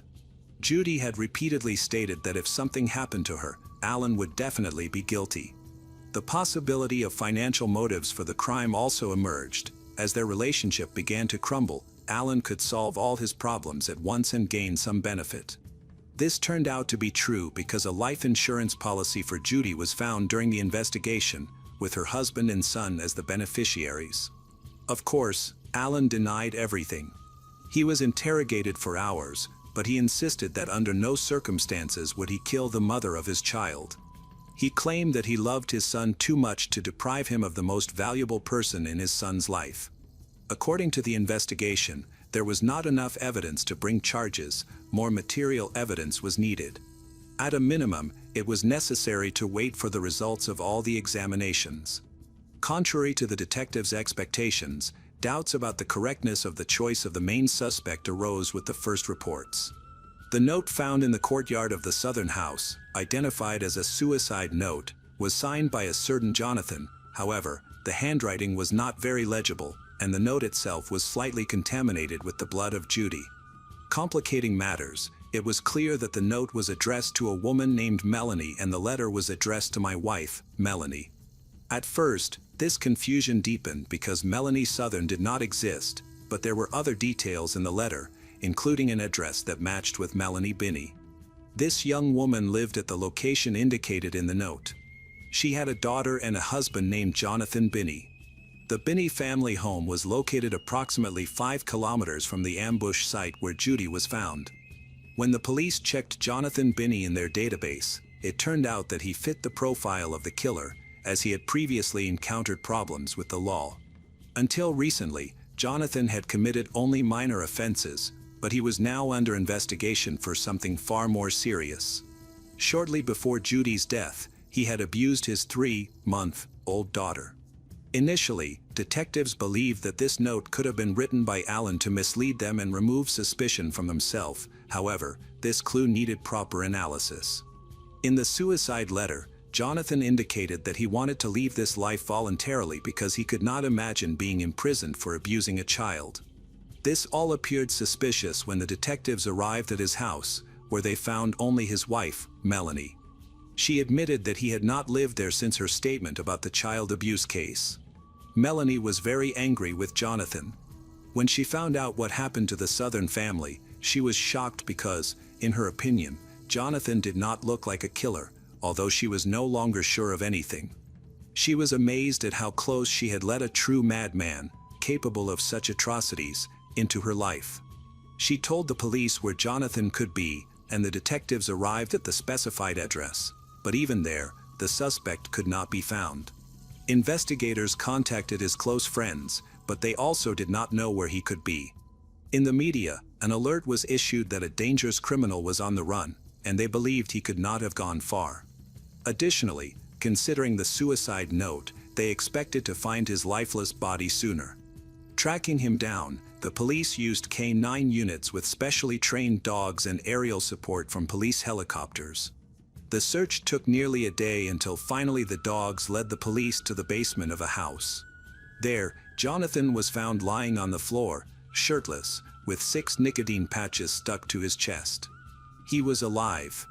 The man told the police that he had attempted to take his own life by overdosing on nicotine. This was probably meant to convince everyone that he felt remorseful. Jonathan did not resist when he was arrested. He even seemed a little glad that it was all finally over. At the time of the crime, Jonathan Binney was 26 years old. His behavior raised doubts about his mental stability. Some suspected he might have mental issues. However, a psychiatric examination indicated that he was aware of his actions both during and after the crime. This led investigators to suspect that he was merely trying to elicit sympathy with his threats. Melanie provided detectives with writing samples that were analyzed by a handwriting expert. The expert found several significant characteristics that distinguished Jonathan's handwriting. He noted the similarity in the spelling of the lowercase g and f in the suicide note and in the samples. According to the analysis, there was almost a 100% probability that this letter was written by Jonathan himself. After this conclusion, the case against Alan began to collapse. Prior to Jonathan's arrest, the police had offered Alan a polygraph test. He agreed and passed with flying colors, which should have strengthened their confidence in his innocence, but they did not want to let him go. Alan was kept under suspicion until Jonathan confessed to attacking Judy, making it clear that Alan had no involvement in the crime. Alan was subsequently released. Another key piece of evidence was the DNA found on the toy in the house. The expert used dozens of filters to collect particles of saliva and skin from the killer, which also matched Jonathan's profile. This linked him to the crime scene. The day before Jonathan was arrested, the police found a 9mm handgun, a significant discovery. Despite a thorough search, they did not find this 9mm handgun registered to Alan. The gun was later confiscated and examined, but ballistics tests showed that it was not the weapon used to kill Judy. However, a dog team found another gun of the appropriate caliber in the woods near the house. Ballistics experts were now able to compare the bullets, cartridges, and guns. Tests were conducted. The markings on the bullets were then compared to objects from the scene of the massacre. The tests allowed investigators to prove that Judy was shot with this pistol. Fingerprints were found on the handle of the pistol, which also led to the arrest of a child abuser, Jonathan. During the search of Jonathan's house, police managed to find 9mm Cobra cartridges for a concealed carry pistol on the body under his clothing, as well as other evidence. All this confirmed that Jonathan was the weapon's owner. Melanie also told the police that he always carried a weapon with him, which he bought for self-defense. However, this had little effect on the situation with Alan. Even after that, he still looked suspicious. There were too many doubts against him because of the existing motive. Therefore, his status changed. It was now believed that he did not kill his wife with his own hands but became the mastermind behind the murder, using Jonathan as the executor. However, he refused to admit he didn't even know Jonathan. The theory that Alan hired Jonathan to kill his wife was also carefully investigated for a long time. The correspondence and calls were analyzed, but no connection leading Judy to Jonathan could be found. It seemed they were not acquainted at all. Against this backdrop, authorities tried to find at least some connection between the criminal and his victim in order to understand the motive for the attack. For a long time, it was thought this would help uncover Alan's involvement in the crime. It seemed suspicious that Judy called out a similar name before her death. Perhaps she really knew him or was trying to say something else, but her husband did not hear. The closest tie the police found was the period when Jonathan worked as a security guard at the library, where Judy occasionally borrowed books. They both had membership cards for the institution and exchanged pleasantries with each other. However, when questioned, the employees of the library could not remember any incidents involving Jonathan. The staff described Jonathan as a somewhat strange young man. While he worked as a security guard, he had no problems in his service record, at least none were known at his workplace. In fact, during this period, Jonathan had only minor offenses. When they questioned him about his job at the library, he could not recall anything that might connect him to Judy. Eventually, the detectives were forced to admit that this murder was a spontaneous act of aggression against an unknown person and a coincidence with Allen. All suspicions against Allen were dismissed. Jonathan was not familiar with Judy Southern, the choice of victim was random. He was merely driving around the city on his moped, looking for a suitable house to ambush. The Southern house seemed ideal to him, primarily because he spotted an open window that allowed for easy entry. Once inside the house, Jonathan clearly envisioned his actions. He had no specific target and was prepared to shoot whomever entered first, aiming to harm an innocent person. He smoked to ease his nerves. When it became he'd have to wait, he played video games and rummaged through the rooms. He never commented on Judy's abandoned adult toy. When Jonathan discovered that Judy had a husband and a 5-year-old son at the time, he claimed he would have shot any of them without discrimination or hesitation, even a child, if they had entered the house. Jonathan also confessed to abusing a 3-month-old child. Due to the ongoing investigation, he later told the authorities that he did not want to go to jail for child abuse, especially considering the familial ties and age of the victim. He was aware of how badly prisoners with such convictions were treated and described in detail the suffering caused by his fear of incarceration.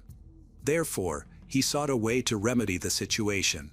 Jonathan decided to go to jail as a murderer. He likely did not realize that he would be tried for both crimes and face 2 sentences, making it impossible to entirely hide his dark past. While in the ambush house, Jonathan altered his plan and decided to take his own life after committing the murder, so he didn't particularly care about leaving evidence. With these thoughts, he even wrote a suicide note.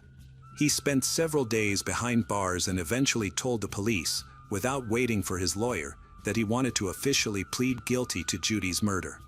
Jonathan was not planning to deny his guilt regarding the abuse of a 3-month-old. His conscience was eating away at him, and he was ready to talk to detectives again. The entire local community was shocked by what had happened, especially Melanie, who had already suffered greatly. The media eagerly reported that a 3-month-old baby had been abused by her own father. Authorities feared public unrest and felt compelled to provide increased protection for the criminal. When Melanie learned that her husband was willing to kill any person, even a child, to avoid jail time for his shameful crime, she desperately wanted him imprisoned forever, or better yet, sentenced to death, so that this bloody chaos would end as soon as possible. Given the evidence collected, even without a confession, Jonathan Binney faced little chance of receiving a lenient sentence. He was found guilty of murdering Judy Southern and abusing a baby, receiving the highest punishment before being placed on death row. The court's decision elicited strong reactions from both the killer's wife and the family of the deceased, who finally breathed a sigh of relief and continued to raise their children. Jonathan's lawyer fought for a temporary reprieve, even managing to secure one at first, and subsequently signed a written agreement with the authorities stating that he would never again appeal the sentence if the death penalty were commuted to life imprisonment without the chance of parole. This agreement worked. Jonathan Binney is now serving a life sentence and remains behind bars. Hello everyone, today we will learn about another case. The case of Pamela Vitale. Pamela Vitale was born on January 11, 1953, at Shepherd Field Air Force Base in Wichita Falls, Texas, to U.S. Air Force Sergeant Vern B. Ludke, an accomplished pianist, and Carol J. Crowley Ludke, a vocalist and artist. Pamela spent most of her life in Minneapolis, Minnesota, with her family, including her sister Tamara. In her later years, Pamela worked as a flight attendant and visited various countries around the world. She met her first husband, Mario Vitale, in London, and then moved in with him. They had 2 children, Mario A. Vitale and Marissa A. Vitale. Despite appearances, their relationship was not the best from the very beginning. When it began to collapse, Pamela decided to return to the United States, taking her 2 children with her. In 1978, she moved to California in search of a better life. As a single mother, she could no longer work as a flight attendant for obvious reasons, so she tried her hand in various fields of activity. She worked as an accountant, a salesperson in a fashion boutique, and a manager in a computer company, but felt that none of these jobs were right for her. Nevertheless, Pamela continued to work to provide for herself and her children while also attending film school at the University of California. This path became more successful. Pamela enjoyed realizing herself in cinema, and eventually, she became a producer. Pamela's career took off during her 3rd year of film school when she met her future second husband, Daniel Horowitz, who was a lawyer. He was a professional in his field, combining private practice with creative writing. Daniel wrote a script and saw great potential in it. He began looking for a producer who might be interested in his vision. His friend Tamara found out about the script and introduced them. Pamela became interested in the script, and thus a romance blossomed. A month later, she moved closer to him, and they began working together. Daniel and Pamela prospered financially. Thanks to Daniel's advocacy work, he gained popularity, which brought him many famous and wealthy clients. He frequently commented on high-profile criminal cases on television, even weighing in on the Michael Jackson case. Their inner circle knew Daniel and Pamela as happy people who sincerely loved each other, got along well.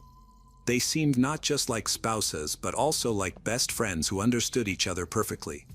They had a bright future ahead of them. The next step they decided to take was to buy a big house together, unaware of how tragically their happiness could end. Around 6 p.m. on October 15, 2005, Daniel returned home after work. At that time, they lived in a prestigious area of a small town located approximately 30 kilometers from the city. Daniel had recently acquired a plot of land and moved in with his wife, while her children had already grown up and were living separately. Though they were a wealthy couple, they were living in a trailer because their dream home was still under construction. They were so close to realizing this dream that they were willing to endure any inconvenience. When Daniel returned home, he immediately noticed something odd. Pamela's car was near the trailer, although she should still have been at dance class. He initially brushed it off, thinking she had simply returned home early. Daniel took 2 bags of groceries and approached the trailer door, but froze in place as he saw a large stain of blood on the ground. His heart raced, but he tried to shake the thought away. However, when he opened the door and went inside, he found his wife on the floor in a fetal position, covered in blood. Daniel knew how to provide first aid, so he leaned over her body to turn her over. In that moment, he realized she was dead. She was cold to the touch and clearly had died several hours prior. Rigor mortis had already set in. He called emergency services and reported the incident. After hanging up, he leaned over his wife's body again and screamed so loudly that neighbors all over the area heard his heartbreaking cries. On the morning of the tragedy, apparently, someone had come in early that morning. Pamela opened the door, which led to an altercation.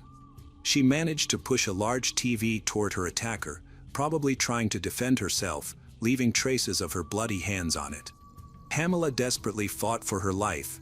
A mix of her blood and the attacker's was found on the floor. Particles of skin from the murderer were found under her fingernails. Despite her desperate resistance, Pamela was brutally beaten to death. The forensic examination revealed that Pamela had a broken nose and several knocked-out teeth. She was killed by blunt force trauma to the head, which caused massive hemorrhaging in her brain. The attack was so brutal that portions of her scalp were torn off, and there were fractures on her skull. The attackers even inflicted wounds on her stomach and left a symbol on her back that looked like the letter H. It appeared that the attacker had spent considerable time in the trailer with Pamela. The detectives discovered that someone had taken the water and bathed, leaving behind smeared blood. It was possible that some of the cuts on Pamela were inflicted after her death. Naturally, detectives first suspected Daniel himself, as this crime was committed with extreme cruelty. In such cases, it is often found that the guilty party is a close person with a motive. In any case, Daniel had a reliable alibi. Several people could vouch for him that day. It was a usual day for a lawyer. He left the house around 8 a.m. and did not return until 6 p.m. The high-profile murder of a famous female producer attracted wide media attention, and this case was actively covered on television. Numerous rumors immediately began to circulate.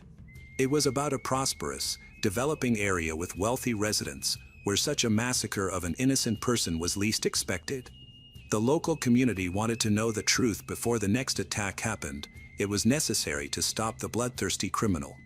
Pamela was found in her underwear. Here were no traces of a break-in, which confirmed their suspicions.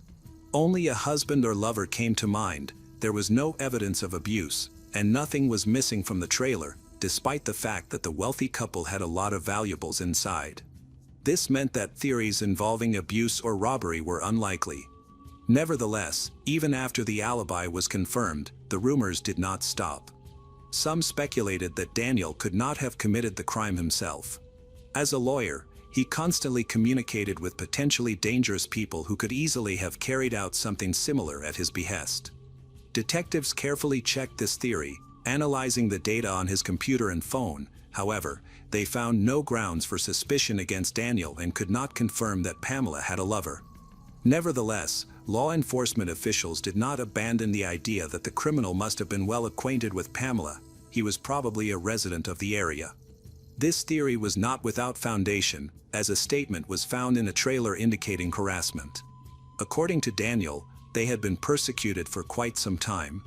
As a result, he even left a restraining order against one of their neighbors to Pamela, but he never filed the documents with the court. Daniel admitted that there had been difficulties with one local resident who did not like them. However, he managed to reach an agreement with this person after weeks of bickering, and the problems ended without filing a complaint. He kept the restraining order just in case something happened again. The check on this neighbor yielded no results, as he was away at the time of the attack and had a reliable alibi. He was subsequently excluded from the list of suspects. On the day Pamela was buried, a press conference was held, during which the police announced the arrest of the probable killer. It turned out to be a 16-year-old teenager named Scott Dileski, who was just 2 weeks away from his 17th birthday. He did not personally know Pamela's family, but the victim's husband, Daniel, had helped his mother, Esther Fielding, with paperwork. Scott's family was experiencing financial difficulties, so Daniel did not even take money for his assistance. This was the unexpected price for his kindness. Scott Dileski was born in San Francisco. Soon after his birth, his parents divorced, and Esther raised the boy. Quite quickly, she found a new partner and remarried. Scott claimed that his stepfather could be cruel, but his mother had never witnessed any such incidents. Information about the early years of his life is contradictory. Some claim his stepfather could indeed be cruel, while others deny it. There is also conflicting information about the mother's attitude towards her son. Despite the difficulties with the family, when his father offered for him to move in, Scott refused. Shortly before Pamela's murder, Esther got divorced again, leading to financial problems and an acute housing crisis. She and her son were left without a place to stay, and Esther desperately sought employment. But finding a job while dealing with housing issues proved difficult. Fortunately, friends extended a helping hand, offering to temporarily move in with them. Esther and Scott were offered to settle on a property in a trailer. In fact, the living conditions were modest, but they had no choice. During this period, Scott was going through a transitional phase, showing signs of rebelliousness. As a pleasant but peculiar young man, he had previously been a Boy Scout and a baseball player. Before moving, he had studied quite well. Coincidentally, a chain of tragic events had been triggered by the loss of a loved one. Shortly before the move, Scott's half-sister died in a car accident. This serious incident caused significant psychological distress for him. Many believe that his mother's indifference led to negative changes in his behavior, but she did not remain idle. She tried to support her family during that time. Scott became increasingly detached from society and closed off, exhibiting low energy. His behavior also took on some strange characteristics. For instance, he once drew a pentagram and danced around it. This was only an external manifestation of his problems. while those who constantly interacted with Scott did not notice any significant alarming changes in his behavior. He became increasingly immersed in dark thoughts and began to write disturbing poems, probably to attract his mother's attention. Esther was sure that her son simply exhibited quirks. She did not speak of him as a difficult child. She believed that Scott was going through a challenging period in his own way due to the death of his sister and the financial difficulties their family faced. Esther remembered how he previously could not even stand the sight of blood, but when the police first spoke to him, he claimed that at the age of 12, he had tried various illegal substances. Gradually, Scott showed an increasing interest in crime.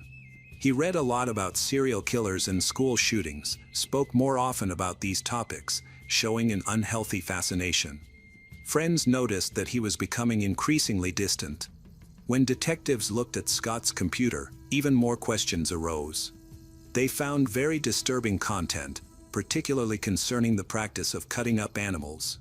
One of Scott's friends, whom he met after the move, said that not long before Pamela's murder, they had decided to sell a truck, viewing it as the only way to improve their lives financially.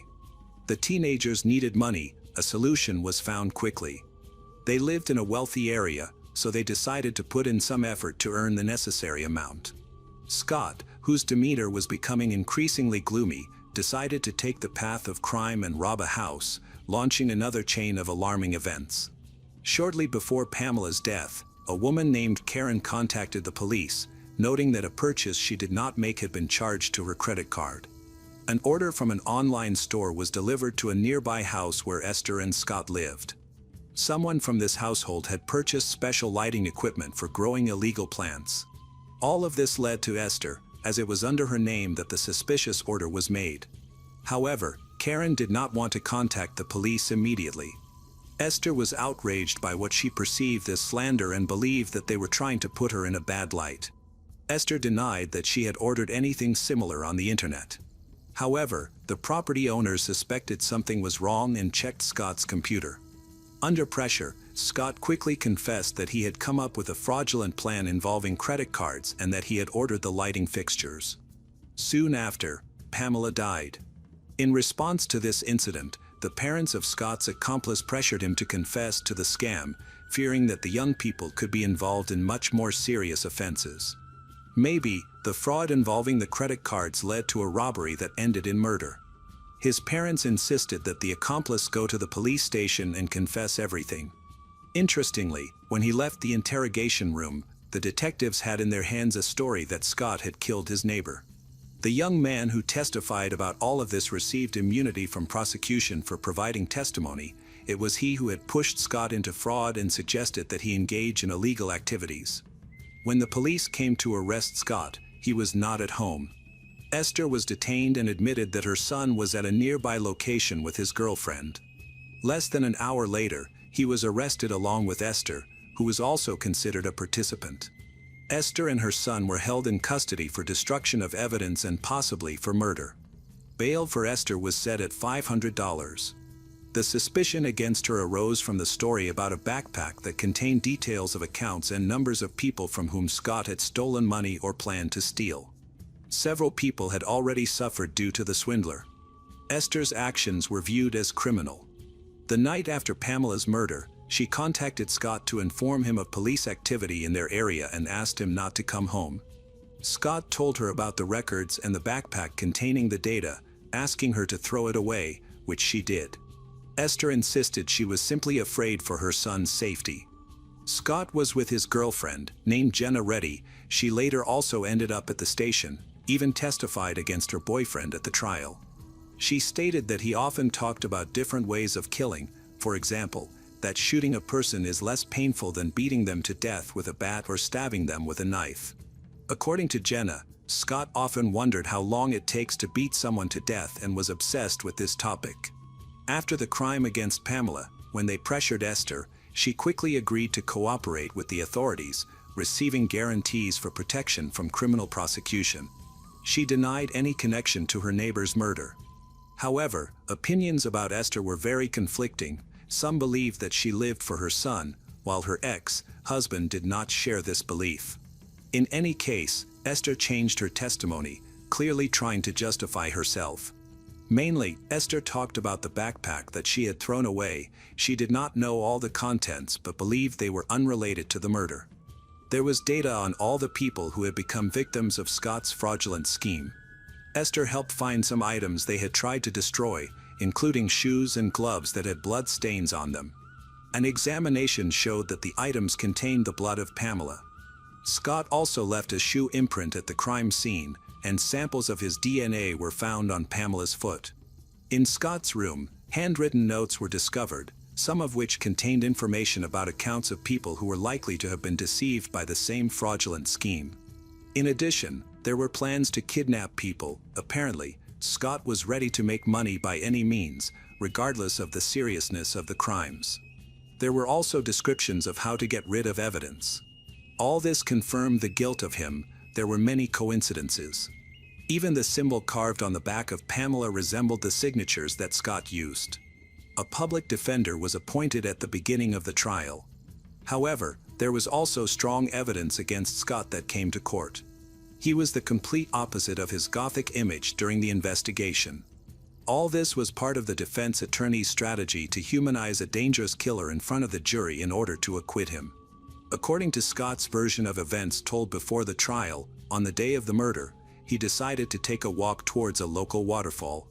He returned from this walk with serious injuries.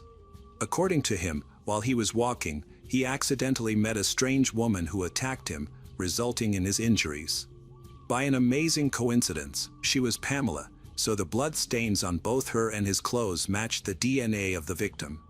He claimed that she had clawed his face, cut his wrist, and injured his hand. When he was arrested, the injuries were still fresh.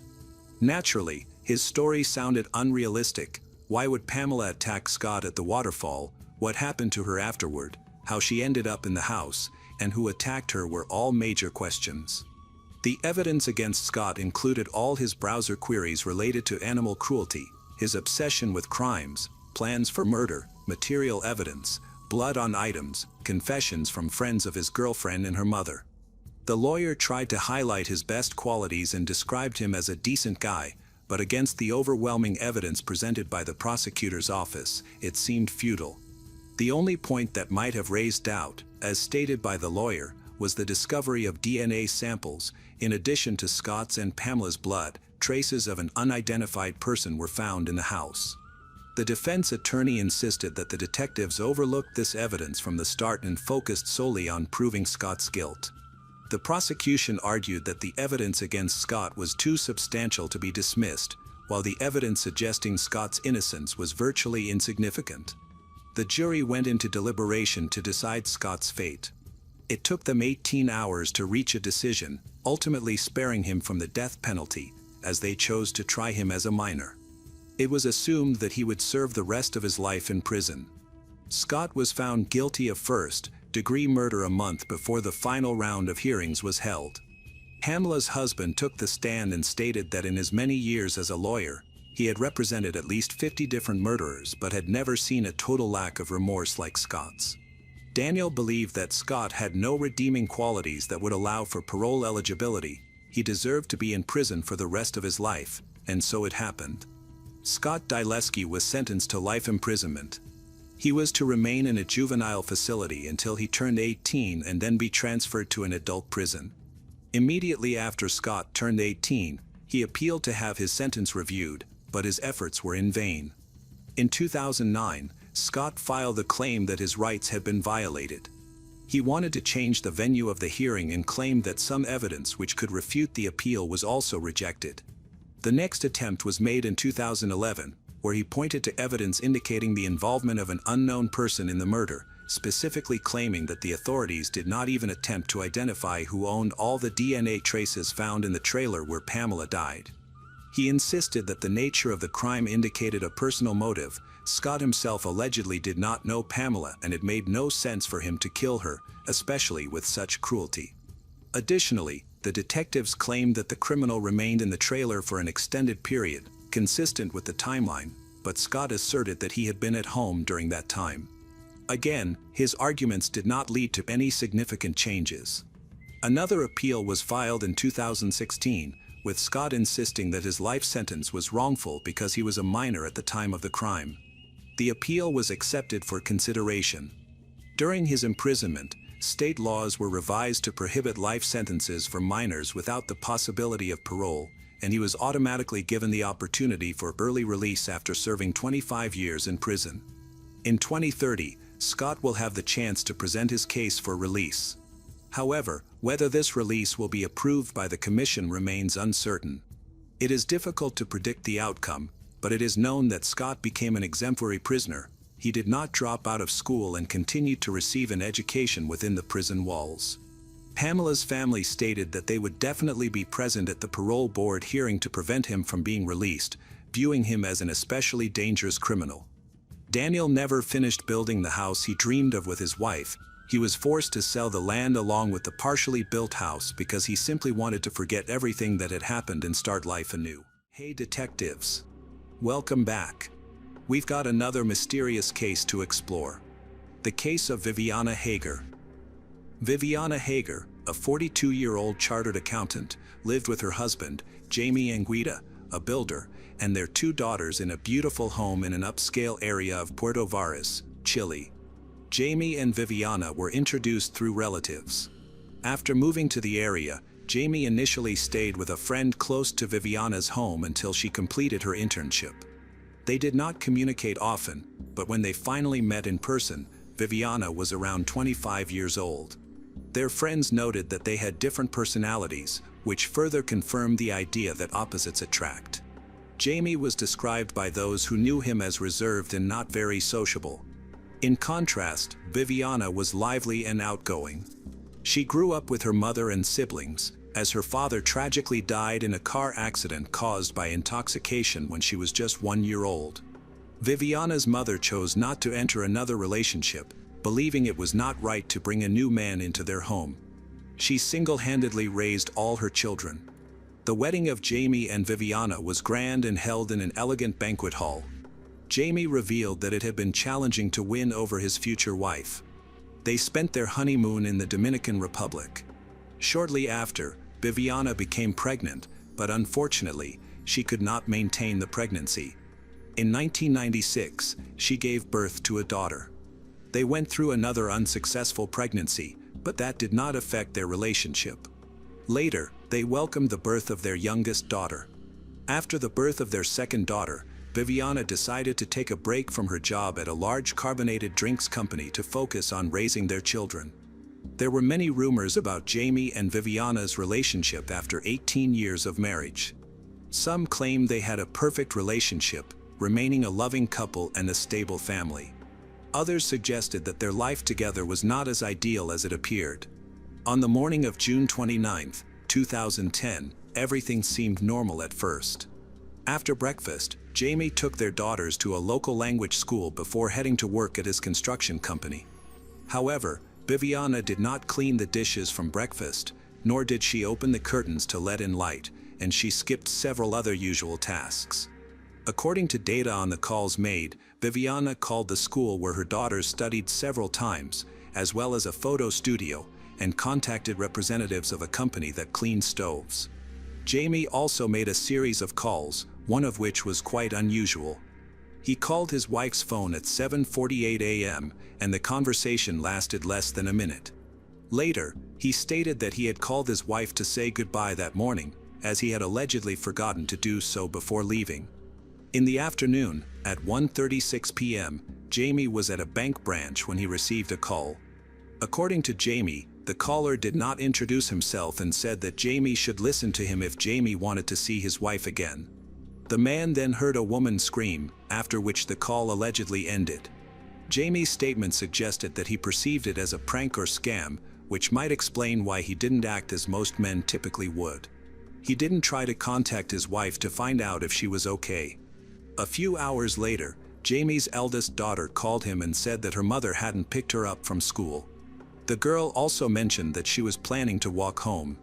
The path from the school to their home ran through safe areas, but for some reason, Jamie asked her to wait for him. Even after that, he still didn't attempt to contact his wife. On his way to school, Jamie stopped at a small police station to report a mysterious call and his concerns about Viviana possibly going missing. Shortly after, he received another call from his youngest daughter, who had made it home and told him that her mother was not there. She went into her parents' bedroom and found a terrible mess on the bed. Several items and documents were taken from her mother Viviana's purse. The girl also noticed that a small safe, some cameras, and jewelry were missing from their home. After speaking with his daughter, Jamie invited Viviana's older sister, Monica, to stay with his youngest daughter. This time, Jamie made no attempt to contact his wife, despite the seriousness of the situation. When he returned home, the police were already there. They believed that Viviana might have been kidnapped. Gradually, more agents gathered at the house, bringing the necessary equipment in case the kidnapper contacted one of the family members to demand a ransom. By evening, law enforcement officers had thoroughly searched the entire house. They also examined nearby plots of land that could have served as escape routes for the attackers and reviewed a list of residents in the area. However, they found nothing suspicious, which led Jamie to ask them to leave. He expressed concern that their presence was frightening his daughters, especially since they had not received any ransom calls during this time. As a result, the authorities began to consider the possibility that Viviana had left home voluntarily. However, the phone calls she made on the day she disappeared suggested otherwise. She had not taken a change of clothes or any important belongings with her. Consequently, law enforcement concluded that she was likely no longer alive. They searched nearby empty houses, sheds, rivers, and reservoirs, but these efforts yielded no new leads or evidence regarding Viviana's whereabouts. Jamie took various steps to locate his wife, publicly offering a generous reward for any information about her. Unfortunately, these efforts proved ineffective as the investigation continued. It became clear that Jamie and Viviana's relationship was not as perfect as it appeared. Jamie openly admitted to having cheated on his wife multiple times, revealing that she was unhappy in their marriage. For several months, Viviana learned about Jamie's actions accidentally. Out of revenge, she began dating another man. At the same time, Viviana was struggling with depression and had sought treatment. A close friend of Viviana, Jan, informed the authorities about Jamie's abusive behavior towards her. When the police questioned Viviana's boyfriend, Edward, they discovered that he was still in a relationship with her. Edward became a suspect in the investigation, primarily due to the lack of other leads. Eventually, the authorities reached out to Jamie again. They informed him that they planned to conduct a new search of his property, this time using specially trained dogs. Jamie was very interested and inquired about the effectiveness of these methods. The police officer explained that the dogs could identify human remains with almost complete certainty, especially if they had prior experience. Noticing Jamie's genuine interest, the officer invited him to the training facility to see the dogs in action, and Jamie gladly accepted the invitation. Soon after, he visited the facility and learned that dogs could detect human remains even if they were buried up to 3 meters deep. Experts stated that the chances of dogs confusing human remains with those of other animals were zero. Just before the planned search at his house involving the dogs, Jamie himself called the police to request their presence. This call occurred on August 9th at 6:55 p.m., 42 days after Viviana's disappearance. Jamie testified that he detected a strong odor coming from a storage room located behind a wall in one of the bedrooms. When he looked into that room, he saw the silhouette of his wife. However, strangely, he did not go in to check if she was there, which is puzzling because he should have felt it necessary to do so. He reported finding his wife at 6:34, yet it took him over 20 minutes to call the authorities. After 15 minutes, the police and forensic experts arrived. They had been instructed not to leave Jamie alone and not to allow him to take any action at the crime scene. Jamie reiterated that he followed the strong odor, which led him to the storage room behind him and his wife Viviana's bedroom wall. However, this raises a perplexing question: how could this hidden room exist? Notably, it was not included in the original house plans he provided. However, the police officers who worked at the house in the early days after Viviana went missing stated that they had checked the place. They affirmed that they had searched it but did not find anything unusual.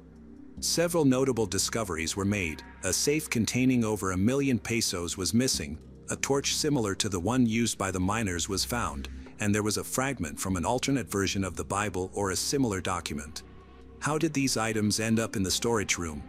The bedroom itself had also changed. For instance, next to the entrance of the storage room where Viviana's body was found, there appeared to be an altar adorned with various religious symbols. However, this was not the most peculiar discovery. In the initial weeks, law enforcement officers were present at the house but failed to thoroughly investigate one particular room, which was the most likely location for concealing Viviana's body. Despite the police's lack of attention, a puzzling question arises. Why did the strong odor from the decaying remains only become noticeable on the 42nd day? How could no one have detected it earlier? Additionally, why didn't Jamie, who had been sleeping near this room, notice the smell sooner? It is also concerning that Jamie discovered his wife's body just a day before a planned search involving dogs was to take place at the house. This leads to further questions. What if investigators considered the possibility that Viviana chose to end her life voluntarily? During the autopsy, no signs of foul play were found. There was some speculation that she might have ingested a drug previously discovered in the house. However, if that were the case, why did Jamie readily accept the idea of his wife ending her life? Initial forensic examination results showed no signs of external abuse on Viviana. However, the unusual position in which she was found puzzled experts. Viviana was lying down with her hands raised and her legs bent awkwardly. This posture suggested that she had not simply fallen but rather that someone had placed her in that position. Her relatives were dissatisfied with the autopsy findings and struggled to accept the explanation of a voluntary death. They believed that her husband was responsible for her demise. In their quest for justice, Viviana's family hired lawyers and filed a lawsuit against Jamie, who remained notably indifferent, even at Viviana's funeral, where he showed no emotion. In December, a lawyer representing Viviana's family assisted in bringing charges against her husband. He requested that authorities exhume her remains for a second autopsy, which was conducted in March 2012 by the Metropolitan Forensic Medicine Service. This second autopsy revealed that her wrists had been previously tied with a rope that had been removed after her death. Additionally, experts theorized that Viviana's body had remained in the same location for an extended period without any movement. They also noted possible minor injuries to her head and neck, which might have resulted from targeted blows, a fall, or strangulation. Despite these new findings, the exact cause of her death remained undetermined, and experts were still awaiting the results of a toxicological examination. The legal representative for Viviana's family believes that the injuries on her body suggest she may have been strangled. However, Jamie's lawyers argued that the injuries occurred because Viviana, experiencing suffocation from poison, instinctively grabbed her neck before she died. In 2015, a new suspect was introduced to the case, Jose Perez Mancilla. Jose, a man who has a criminal history, was born in Puerto Varas. He could not complete his education and had to leave school in the 5th grade to work as a combine operator harvesting wheat. In 1980, Jose's family sold some land and moved to Puerto Montt. Those who knew them said this family was not very social and often had arguments. As an adult, Jose worked as a carpenter. Eventually, he left Puerto Montt for Ancud, where he married Clara Ruiz, and they had 2 daughters. However, their relationship was tumultuous. Due to financial issues, Jose frequently had to relocate, sometimes disappearing for months and then returning as if nothing had happened. One of his daughters described her father as a cruel man who often abused her, her sister, and their mother. She claimed he frequently confessed to committing crimes. Eventually, the family fell apart. In 1999, Jose's brother got him a job at a construction company partly owned by Jamie. Since then, Jamie tried to keep Jose close by assigning him various tasks, leading to frequent visits to Jamie's home. Law enforcement traced a call that Jamie received on the day Viviana disappeared. The call was made by the man believed to have kidnapped her. This call originated from an internet cafe. Employees at the cafe provided a description of the caller. Authorities quickly concluded that Jose had reached out to Jamie. They arrested him on December 8, 2015, and Jose quickly admitted to the crime, stating that he had killed Viviana at Jamie's request. According to Jose, Jamie had offered him 5 million pesos to make Viviana disappear completely. During the investigation of the case, Jose recounted that on the morning of June 29th, he knocked on the door of Jamie and Viviana's house, and Viviana welcomed him inside because she knew him well. He stated that he had been sent by Jamie to retrieve some tools from the garage. After she led him to the garage, he attacked her, threatened her, and forced her to go upstairs to the storage room, where he killed her. Although most of Jose's testimony seems plausible, there are inconsistencies regarding Viviana's location. He subsequently admitted to stealing some of Viviana's personal items before leaving to call Jamie and fabricate a story about a kidnapping. As a result of this testimony, Viviana's husband, Jamie, was arrested. His oldest daughter, who was studying in Germany at the time, returned home and defended her father. Jamie's defense argued that Viviana had been a victim of a robbery rather than a contracted murder, claiming that Jose's account was fictional. However, the fact that Jose did not take money from the safe undermined the robbery theory. Further investigation revealed that Jose claimed Jamie had paid Jose in haste because he suspected the police were following him. Jamie gave Jose an envelope with only part of the agreed payment. Despite this, Jose did not pursue confrontation, fearing repercussions. By then, over 7 years had passed since Viviana's death, and all involved had been interviewed. The prosecution maintained that it was a contracted murder, while the defense asserted it was merely a robbery. In 2017, the court reached a verdict. Jose Perez Mancilla was sentenced to 10 years in prison for robbery and the murder of Viviana. To everyone's surprise, Jamie was acquitted and released from custody after a lengthy jail term.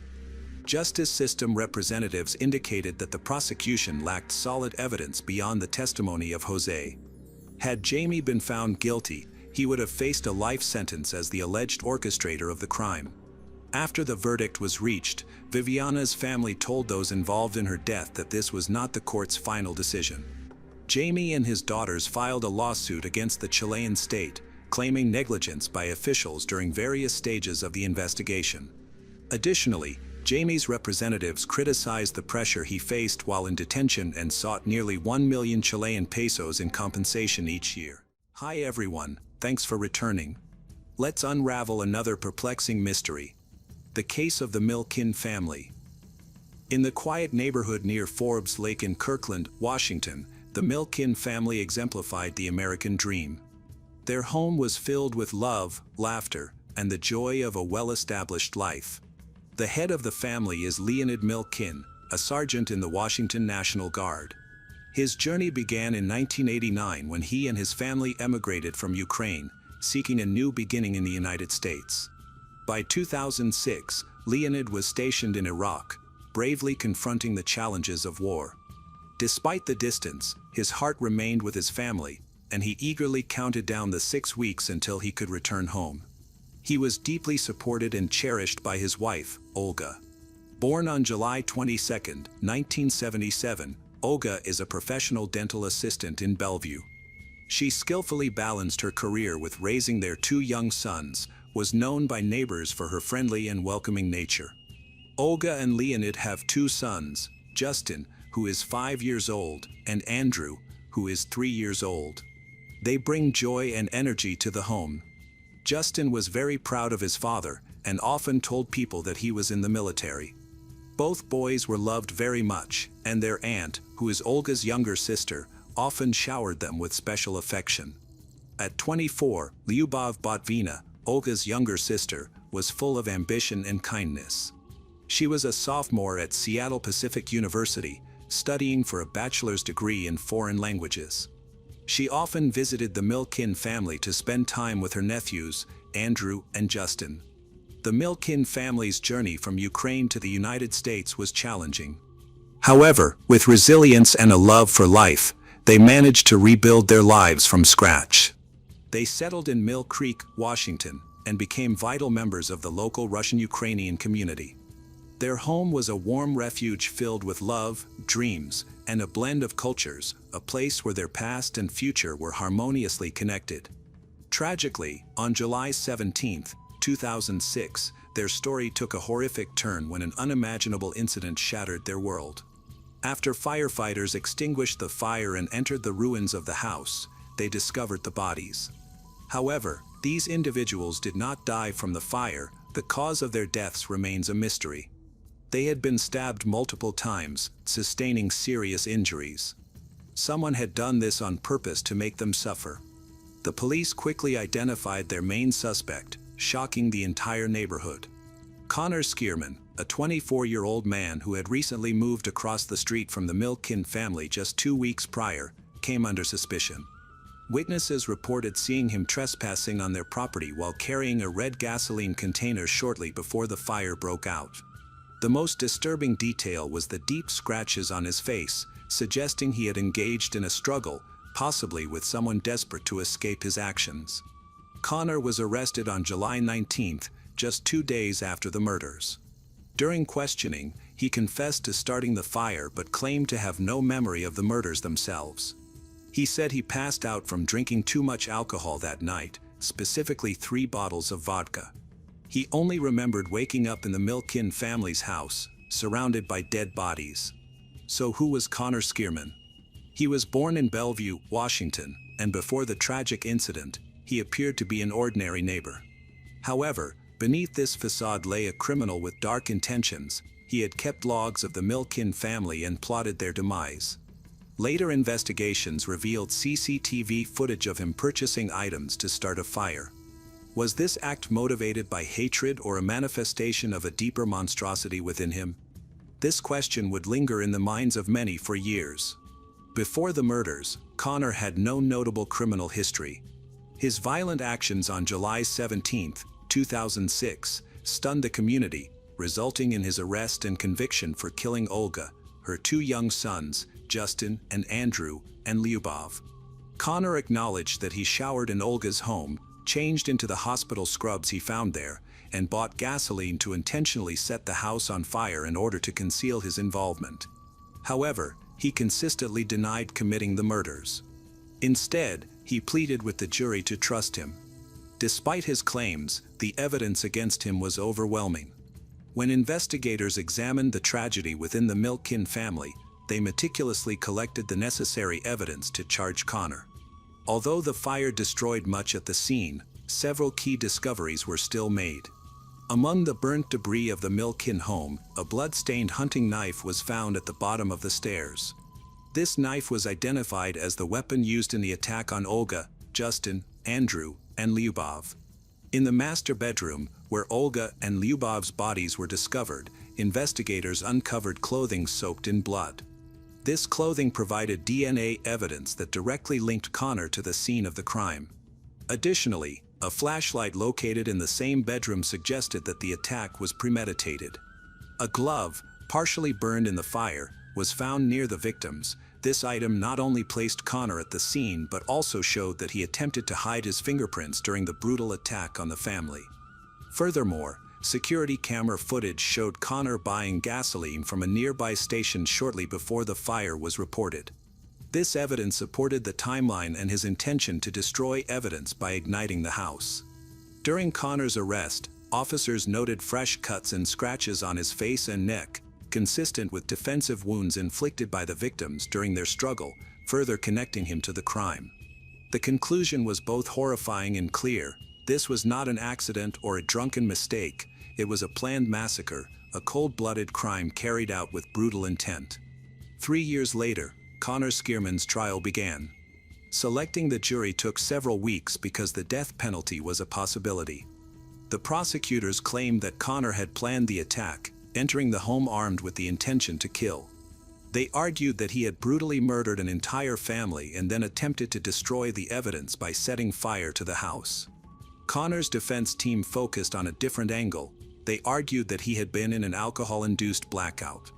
They brought in addiction specialists, psychiatrists, and toxicologists to support their claim that Connor was too intoxicated to have intended to kill anyone and that he couldn't remember the murders due to his blacked-out state. However, the jury did not find this argument convincing. During the sentencing phase, Connor took the stand to give a 25-minute emotional statement.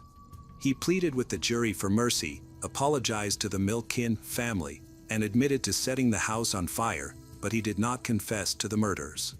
He appeared subdued, with a face showing regret and anxiety. As he spoke, his voice trembled, and he frequently wiped away tears with a tissue, struggling to stay composed while also conveying his remorse through his slumped posture. During his speech, Connor avoided discussing the details of the crimes, following legal advice and the rules that allow defendants in death penalty cases to talk without being cross-examined. Instead, he concentrated on expressing his regret and the effect that his potential execution would have on his family. However, his words fell short. As he spoke, the Milkin family remained silent, their faces expressing a mixture of emotions, pain, anger, and perhaps a desire for closure. Olga's husband, Leonid Milkin, who was serving in Iraq when the murders occurred, listened closely, but his feelings were hard to read. The pain he endured was unimaginable, and now he had to confront the man responsible for his loss. Connor's defense attorney, James Conroy, argued that Connor was a troubled man who was struggling with alcoholism. He claimed that during the murder, Connor experienced memory loss due to the effects of alcohol. However, the jury found this explanation unconvincing, which led to the guilty verdicts. In this pivotal moment, Conroy hoped that Connor's display of remorse might influence the jury to show mercy. The prosecution, led by King County Deputy Prosecutor Scott O'Toole, presented a contrasting narrative. They portrayed Connor as a calculated murderer, who broke into the Milkin family's home and committed horrific acts. The evidence clearly indicated the premeditated nature of his crime. O'Toole emphasized the profound grief of the Milkin family, particularly the innocence of the young boys, Justin and Andrew, whose lives were tragically taken by Connor. As Connor finished his statement, he stared intently at the jury, his eyes expressing desperation. He stated that people had told him that he was going to die and go to hell, adding that he was already there, his voice choked with emotion. After these final remarks, he returned to his seat, leaving the jury to process the heavy burden of his words and the seriousness of their imminent decision. The courtroom fell silent as the jurors contemplated what they had just heard. The decision ahead of them was significant, balancing justice, societal expectations, and the remnants of mercy that Connor's plea aimed to evoke.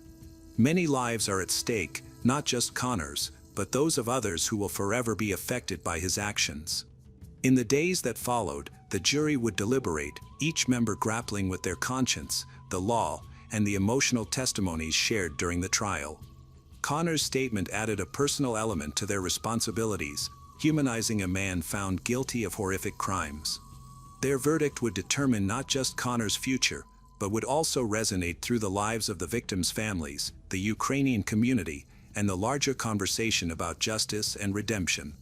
Everyone was focused on the jury, anticipating a verdict that would serve justice for the victims. The prosecution pointed to several factors to underscore the gravity of the charges: the multiple victims, with 4 people killed at the same time, their vulnerability, given the young ages of Justin and Andrew, which highlighted the victims' helplessness, and the attempt to conceal the crime, with arson being seen as part of a plan to destroy evidence and cover up the murder. Connor was found guilty of intentionally setting fire to the Milkin residence after the murders, indicating that the murders were premeditated. The prosecution claimed that the fire was a deliberate action to eliminate evidence and obstruct the investigation. On April 12, 2010, after 9 hours of deliberation, the jury reached a unanimous verdict: guilty on all charges, which included 4 counts of aggravated first-degree murder and 1 count of first-degree arson. Connor was found guilty of 4 separate counts, each representing a victim: Olga Milkin, Justin Milkin, Andrew Milkin, and Lyubov Botvina. The penalty phase of the trial lasted 2 weeks and was filled with strong emotions. After a day and a half of deliberation, the jury unanimously recommended the death penalty. On May 5, 2010, Judge Gregory Canova of the King County Superior Court officially sentenced Connor to death by lethal injection. As the sentence was announced, Connor allegedly shook his head in disbelief, while Leonid felt a sense of relief that justice had been served. Connor's defense team promptly announced plans to appeal the conviction to the Washington State Supreme Court, citing issues with jury selection and comments made by the prosecution during the trial. Connor's family, who were present at the sentencing, chose not to speak to the media. King County Prosecutor Dan Satterberg addressed reporters at a press conference, stating that the death penalty is the law in the state and is reserved for the worst crimes. Satterberg, who was not in office when the death penalty was sought against Connor, praised the prosecution team for successfully presenting the case to the jury, which he believed made the right decision. He expressed sympathy for the victims, mentioning that they were wonderful people whose American dream had been tragically shattered. In 2018, the Washington State Supreme Court ruled the death penalty unconstitutional, citing its inconsistent application and potential racial biases. This landmark decision resulted in all death sentences in the state being commuted to life imprisonment without the possibility of parole. Consequently, Connor's death sentence was changed to life imprisonment without parole.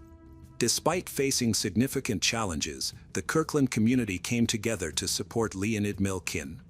During this difficult time, he found his neighbors ready to help him fight for his rights and rebuild his home. Local veterans and volunteers led the rebuilding efforts, while companies generously donated materials and labor. Together, they transformed the site of tragedy into a hopeful home, symbolizing resilience in the face of injustice caused by a man who disrupted their lives. Leonid, a sergeant, had come to the United States to provide a better life for his family, but after the tragedy, he was left to rebuild his life on his own. By 2010, 4 years after the murders, he was preparing to move back into his reconstructed home. He viewed it as both a memorial to his lost family and a fresh start for his future.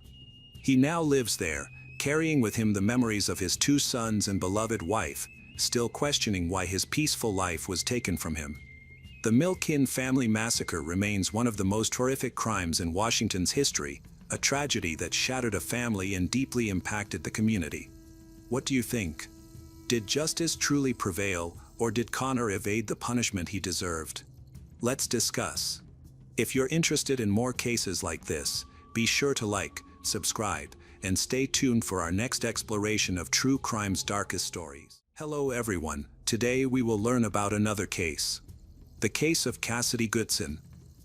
Cassidy Goodson's early years were spent in a loving family in a quiet area of the small town of Lakeland, Florida, USA, which has a population of about 100,000 people. Those who knew her described her as a girl with great potential who was outgoing and successful in softball. Both of her parents worked hard for the good of the family. Their first priority was always to provide for their children. Cassidy had a sister and a brother, with whom she had quite close relationships. In her teens, Cassidy had no problems with her parents or the law. She did not use illegal substances, did not smoke, was athletic, and excelled academically. Cassidy helped her mother with housework, and every Sunday, she went with her family to church. Everyone who knew she believed that she had a great future. She was eager to study and planned to pursue a career.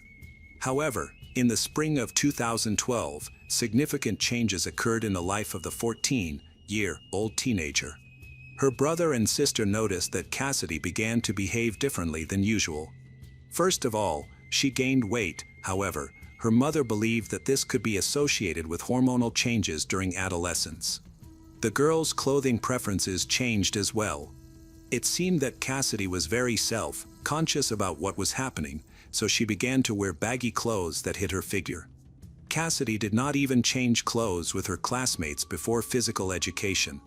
Against this backdrop, some people quickly began to suspect that she was pregnant, and rumors about this started to circulate at school.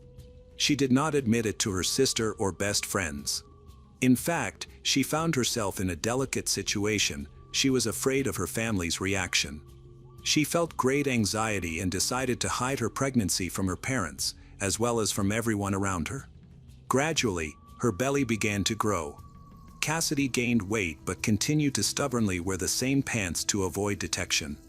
Around the house, she wrapped herself in a blanket. The once smiling and sociable schoolgirl now spent most of her time alone in her room, hardly communicating with anyone. She stopped going to church to avoid catching the eye of acquaintances. Cassidy's sister, as well as her mother, Teresa, noticed strange changes in her behavior. Teresa tried to discuss the possibility of pregnancy with her daughter. Cassidy immediately rejected such assumptions. Her mother insisted that she take a pregnancy test to eliminate any doubts, but deep down, she did not think that Cassidy could keep something like this a secret. Teresa bought several tests, and Cassidy agreed to take them. Teresa trusted her daughter, so she did not attend the test with her. This proved to be very convenient for Cassidy, as she easily managed to deceive everyone, proving that she was not pregnant. Teresa's trust became a fatal mistake. She talked to her daughter about this topic, but Cassidy insisted that she did not need lectures on contraception because she was not intimate active and did not date boys. Teresa believed in her once again, continuing to wash her daughter's clothes every week and monitor her menstrual cycle. Around the same time, even the father began to notice Cassidy's uncharacteristic behavior. One day, when he saw her walking around the house wrapped in a blanket, he also had doubts. He tried to talk to her, as did the rest of the family, but Cassidy rejected any questions or suspicions. Her brother and sister also suspected something was wrong, particularly after the rumors that had spread around the school. They doubted that Cassidy had taken the pregnancy test honestly and even discussed their alarming assumptions with other family members. All of this reached their grandparents, but they too failed to get through to Cassidy, who continued to tell them that she had simply gained weight due to the transition period and now had a lot of complexes because of it. They believed her. By the middle of the summer, her belly had become so large that it was impossible to hide it with baggy clothes.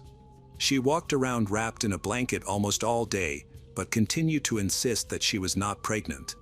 Cassidy ignored her loved ones and could even be rude in her responses.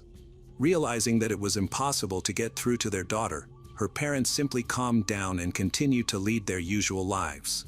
Of course, it is impossible to hide something like this forever, as the due date was approaching, and it all could turn into a terrible tragedy.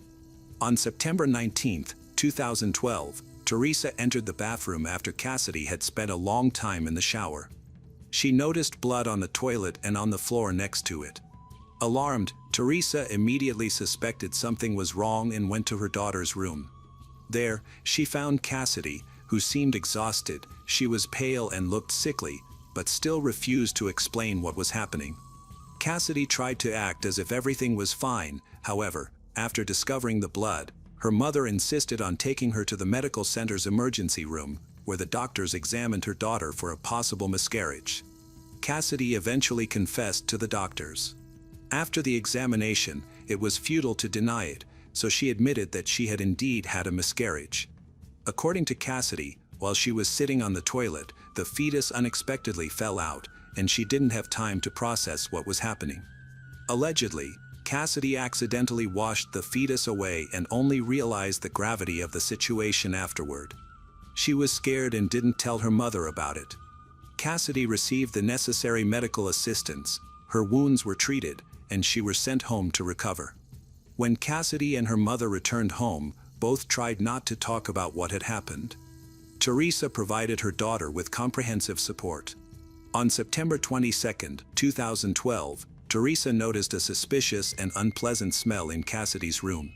Since Cassidy was not there, Teresa decided to do some cleaning, thinking her daughter had merely forgotten to throw out some food. Of course, she was curious about the source of the unpleasant odor and wanted to eliminate it. While sorting through dirty laundry, it quickly became apparent that the same unpleasant smell emanated from it. Digging to the bottom, she found a box containing a plastic bag. When she opened it, she found the lifeless body of a baby. Horrified, Teresa went to the police, reporting what had transpired. That same evening, law enforcement officers arrived at the Goodson house and took them to the station for questioning. Cassidy, without much resistance, admitted that there had been no miscarriage. She had simply given birth and hidden the baby's body from everyone. According to Cassidy's confession, on that fateful day, her water broke, but she managed to conceal it by soaking her bed linens. She then went to the bathroom, where she pretended to take a shower to disguise her actions. She bit down on a towel to endure the pain and stifle her cries while giving birth on the toilet, using scissors to remove the baby from herself.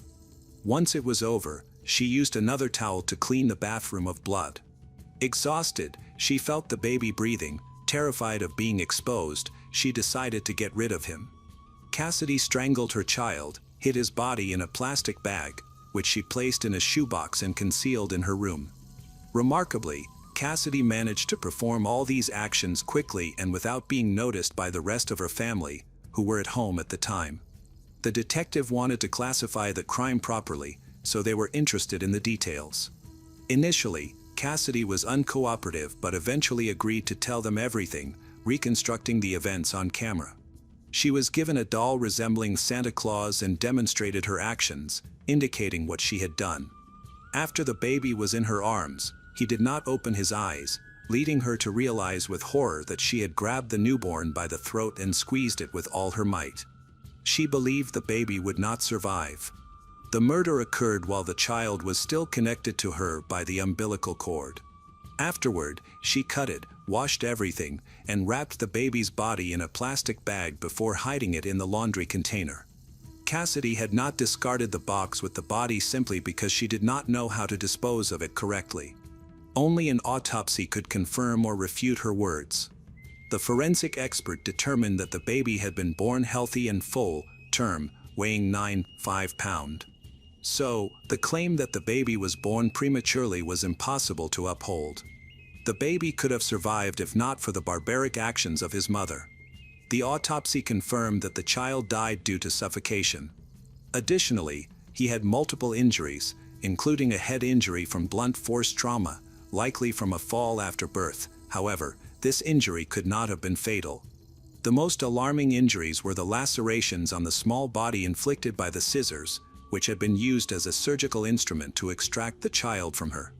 The detectives were puzzled as to why she left the baby's body in her room, as it seemed Cassidy did not even intend to dispose of it. The unbearable smell in the room ultimately exposed her. Psychologists suggested that this could be a form of remorse. Perhaps Cassidy wanted to be caught to receive what she believed was deserved punishment. Interestingly, Cassidy continued to remain silent about the identity of the baby's father. Detectives speculated whether her pregnancy could have resulted from another crime, such as violence against a minor. But Cassidy only stated that she was trying to hide the pregnancy from her family out of fear that it would harm her relationships with her parents, whom she did not want to disappoint. She intended to give birth and get rid of the baby from the beginning, indicating that her actions were premeditated. After these revelations, Cassidy was arrested and taken to a correctional facility for juvenile offenders in the county. After assessing the nature of the crime, she was charged with premeditated murder. In addition, the question arose about bringing charges of child abuse under aggravating circumstances, also of the first degree. The police believed that her horrific act was enough to try the offender as an adult in order to seek a harsher sentence. They knew her as a smart girl who was never prone to violence. Her parents insisted she was simply too immature to properly evaluate her horrific actions. Under the Florida criminal justice system for adults, the maximum penalty for first-degree murder is life in prison without the possibility of parole or the death penalty. However, due to Cassidy's age, she could not be sentenced to death. Additionally, earlier that same year, a ruling was issued by the U.S. Supreme Court declaring mandatory life imprisonment without the possibility of parole for juvenile prisoners unconstitutional. Cassidy's lawyer faced a difficult fight, not only with the system but also with outraged local residents who learned all the details of the crime and demanded the harshest punishment. Cassidy's parents found a good lawyer who managed to negotiate a plea bargain for manslaughter. The hearings were very emotional. The Goodson family supported Cassidy, and everyone cried, realizing that this murder could ruin many lives. Teresa was brought in for questioning before the trial began. Teresa denied knowing about the pregnancy and detailed how she had initially suspected her daughter was pregnant, but had taken her word for it after the pregnancy tests. She believed that her daughter was simply gaining weight, which could easily be explained by hormonal changes during adolescence. She insisted that if she had known about her daughter's delicate situation, she would have never allowed what happened. She would have supported her daughter and helped Cassidy with childbirth. Later, none of Cassidy's relatives were held accountable. In a video shown to the jury, Cassidy has been reproduced how she killed her newborn son. She repeated that as soon as he was born, she hoped that he was not breathing, but after touching him, she realized that this was not the case, he was alive and breathing. Cassidy then squeezed the baby's neck with her hands, simply to make him stop breathing so that she would not have any problems. It took her about a minute to kill the boy. At the sentencing, the judge emphasized that Cassidy had never previously encountered problems with the law and that the probability of her posing a threat to society was considered minimal. In his opinion, Cassidy was simply immature for such a responsible step as motherhood. However, she was old enough to be punished for her cruel act. During the sentencing, the judge expressed hope that she would not be in the dock for another crime. The prosecutor and the lawyer agreed that Cassidy deserved a second chance, and it was decided to send her to a special program at the Hillsborough Academy for Girls. As she left the courtroom, Cassidy wiped away tears with the sleeve of her prison uniform. A few months later, Cassidy had to appear in court again for the commission to decide her future. She was sentenced to 1.5 years in prison, with the stipulation that if she again went down a slippery path of crime, she would not receive another chance for rehabilitation.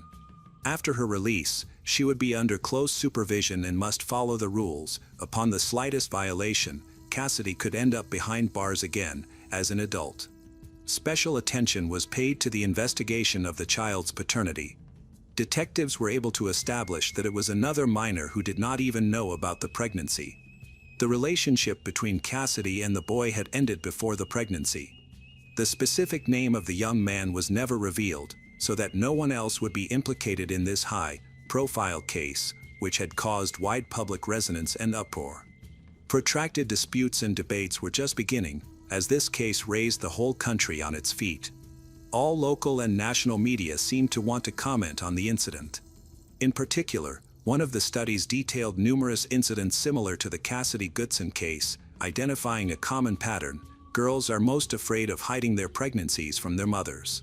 It is noteworthy that many of these crimes are committed by unmarried girls who fear being judged by their parents.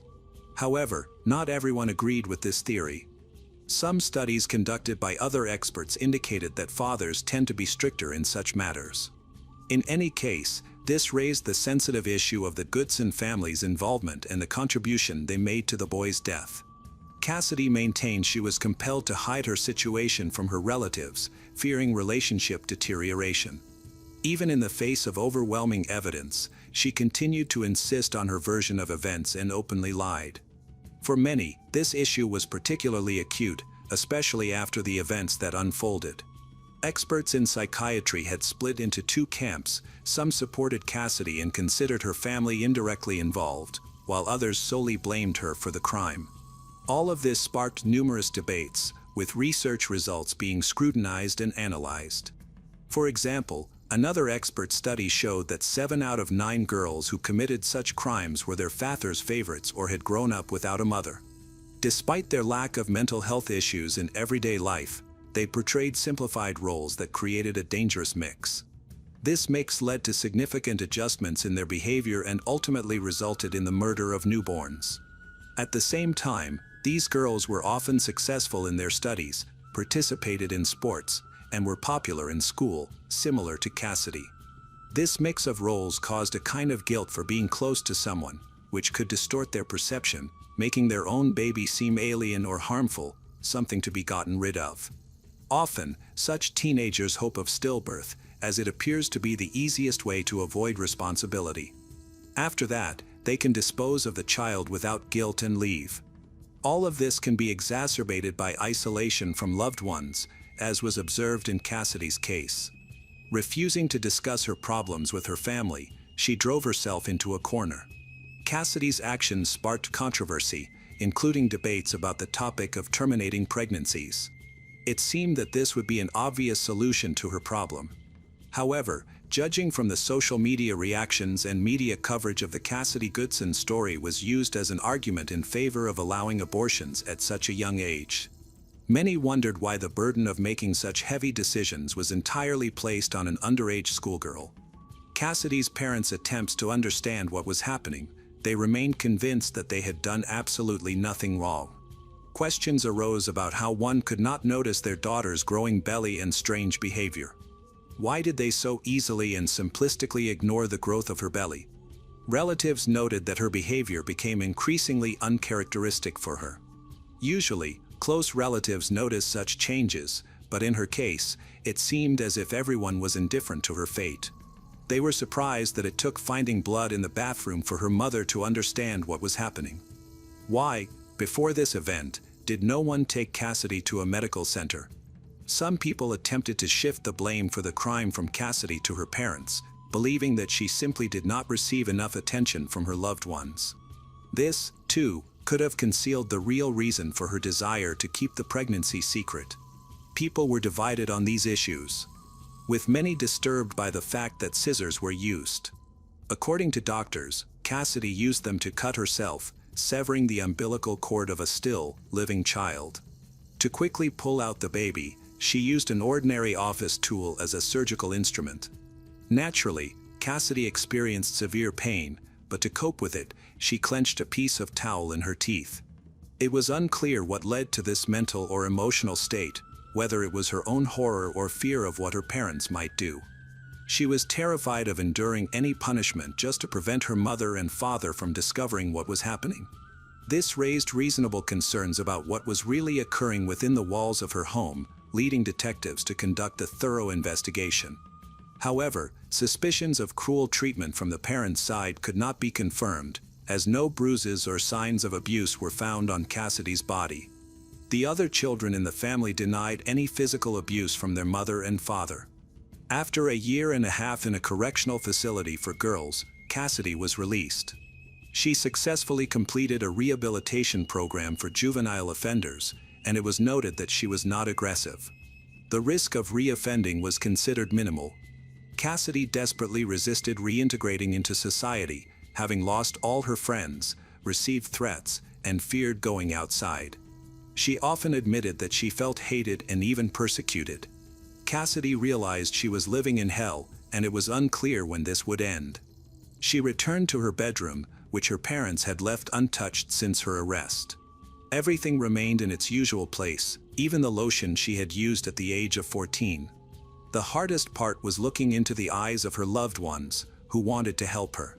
Despite the traumatic events and the heinous act she committed, Cassidy did not abandon her desire to become a mother.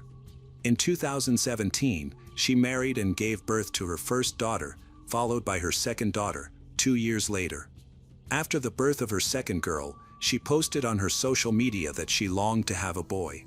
These events were not just happy moments in her life, but also demonstrated Cassidy's determination to fight. She expressed online that people around her seemed to wish she wouldn't have children at all. When asked why, Cassidy responded with a smile, indicating that people could not forgive her for killing a baby and that she had many haters. Many wrote that they wanted Cassidy to remain behind bars for the rest of her life, unwilling to live next to a child killer. On her social media, Cassidy posted numerous photos portraying herself as a loving mother, a young woman trying to build her happiness and family. It seemed that with age, as she began to understand the full gravity of her crime, she struggled to forgive herself for the fact that her first child died. In fact, the boy did not even have a name. Cassidy didn't consider what to call him. Therefore, in the case of the murder of a newborn, he was simply referred to as Baby Goodson. All these years, Cassidy remained under close scrutiny from not only the authorities but also the public. Even after so long, people remained indignant about the fate of the boy strangled in the first minutes of life. In her posts, Cassidy often hinted at external pressure. In 2020, she made a post indicating that she was being subjected to constant harassment that she could no longer tolerate. Cassidy created a new account and began sharing her photos again. She studied to be a nurse at Madison College. It appears that the judge may have been mistaken in thinking that she had corrected her ways. Since 2021, she began to face legal troubles again and ended up in prison, just like her husband. Hello everyone, today we will learn about another case. The case of Shirley Ndugay. Choosing a soulmate is a very important step because this person can become the love of your life or a real nightmare. Shirley Ann Duguay was born on October 11, 1962. She was a native of Prince Edward Island, born and raised in the smallest of the Canadian provinces. Regarding her early years, she grew up in a close, knit family with two sisters. They had a loving father who supported them and was family-oriented, a value he passed on to his daughters. By 1994, Shirley was a 32-year-old mother of 5 children, 2 of whom were from previous relationships. However, she was going through a serious crisis with her husband, Douglas Beamish, with whom she had been in a relationship for several years. Shirley worked hard and devoted the rest of her time to her children. This was very helpful to her. She never lost faith in herself or people and maintained a positive attitude, constantly communicating with relatives and friends who supported her in every possible way. She truly needed that support as she barely managed to finalize her divorce proceedings with Doug. A dispute over custody of the children arose during their relationship, which had become increasingly oppressive. Shirley repeatedly complained that she was a victim of domestic violence. People in her close circle often saw traces of beatings on her. Despite the cruelty of the relationship, she rejected any proposals to separate, believing that her husband would simply kill her if she tried to leave. Even when Shirley reached a boiling point, her husband managed to keep her from getting a divorce. She was financially dependent on him, emotionally depressed, and simply afraid she would not be able to cope with the children without his support. Unfortunately, as they aged, his aggression began to shift toward the younger generation. At this point, Shirley sought support from the state to combat domestic violence. The Canadian justice system treated problems within the family with much less attention than the situation required. Despite numerous threats, statements, and evidence of aggression, Shirley failed to achieve any prohibitions or restrictions against Douglas. Finally gathering her strength, Shirley filed for divorce and moved out with the children. Now, the most pressing issue was the division of custody rights. During this period, she had 5 children aged 8 to 15. She feared for their health and safety given her husband's behavior. As a result, she sought sole custody of her 3 youngest children, fearing that Douglas would take revenge and shift his anger onto them. She intended to limit his opportunities for supervised visitations to no more than once a week. Additionally, she was counting on alimony because raising 5 children alone would be too challenging. Though she was already receiving small payments for 2 children from a previous relationship, it was not enough. Shirley's intentions only fueled Doug's anger. By the fall of 1994, she repeatedly expressed fears for her life. Yet, despite everything, she continued to hope for the best and led a normal life. On October 7, 1994, a woman found an abandoned car on Highway 169, near Tyne Valley in rural Prince Edward Island. She couldn't specify how long it had been there since she had been away from home for several days. Upon her return, she immediately noticed a car parked oddly in the middle of a field. When she approached to offer help to the driver, her worry grew. The car had no license plates, and on the windshield, there were numerous small splashes resembling blood. There was no one near the car, so she quickly contacted the police. Upon receipt of report, the law enforcement officers arrived at the scene and confirmed that something terrible had possibly happened in the car. Inside, they found many bloodstains but no signs of a struggle or dragging nearby, suggesting it had been abandoned far from where a confrontation had taken place. Investigators wondered if the victim of such an attack could have survived. Due to the lack of license plates, identifying the car took longer. Eventually, detectives discovered it belonged to 32-year-old Shirley Ann Duguay. They tried to contact her, but to no avail, as her address was not known. They could only find her father and children. As it turned out, none of her relatives or friends had heard anything about her despite several police calls. Shirley had stopped responding to calls 4 days before the witness reported the abandoned car, approximately on October 3rd. It was normal for her to leave periodically for work, so during that entire time, no one suspected anything was wrong. No one could find the mother of the children, leading the police to begin a search operation, considering Shirley might be in danger. Given the amount of blood in the cabin, it was evident that the attack had been committed with great cruelty. This was also indicated by the nature of the splashes, which were analyzed by experts. Blood doesn't randomly splatter all over a cabin from random blows, it suggested a prolonged beating. Such behavior was atypical for either robbery or abuse, as typically, brutal criminals are well acquainted with their victims.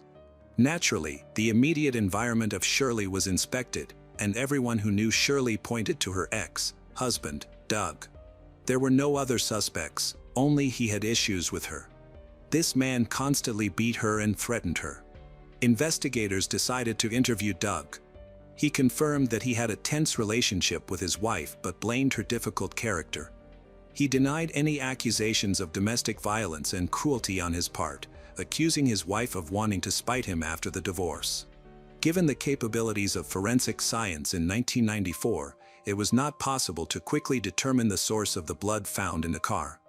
Doug behaved calmly, and there was no evidence linking him to the crime. Despite numerous witnesses believing him guilty, this was deemed insufficient. The main problem was the absence of a body. It remained unclear what happened to Shirley, so she was still considered missing. Days, weeks, and months passed. It became obvious to everyone that she was likely not alive, but the only suspect persisted. Authorities combed a vast area with a radius of tens of kilometers around where they found the abandoned car. The squad did manage to find valuable evidence, but no direct indications of Doug's involvement. Detectives interrogated him repeatedly again, but to no avail. When they compared the blood found in the car with samples from Shirley's relatives, they confirmed that the profiles matched, which meant the victim of the beating in the car, as expected, was Shirley. Interestingly, in addition to Shirley's blood, traces belonging to someone else were found inside the car. Analysis compared to Doug's blood showed that the additional blood belonged to him. However, without a body, even this evidence did not establish a direct link to the crime or elicit a confession from him. He insisted that the car was his, as Shirley had used it during their 15-year relationship, and he could have repeatedly injured himself inside it. It was impossible to calculate the exact time of his bloodstain's appearance. All of this caused bewilderment and discontent among the relatives of Shirley. The local community was also outraged because a dangerous person was walking free. Many believed in Doug's guilt. The Duguay family insisted that he was the only one capable of such cruelty. In the car, there were numerous splatters of blood, and experts indicated they resulted from medium force blows. However, the police were not sure if the criminal had used a weapon. The cushion on Shirley's seat was soaked in blood. She had used it to sit while driving. Being a petite woman, about 150 centimeters tall and weighing around 45 kilograms, she needed the cushion to control the vehicle effectively. The cushion had blood from two different sources mixed. About 1 kilometer from the abandoned car, they discovered a shovel with traces of blood and 2 black hairs.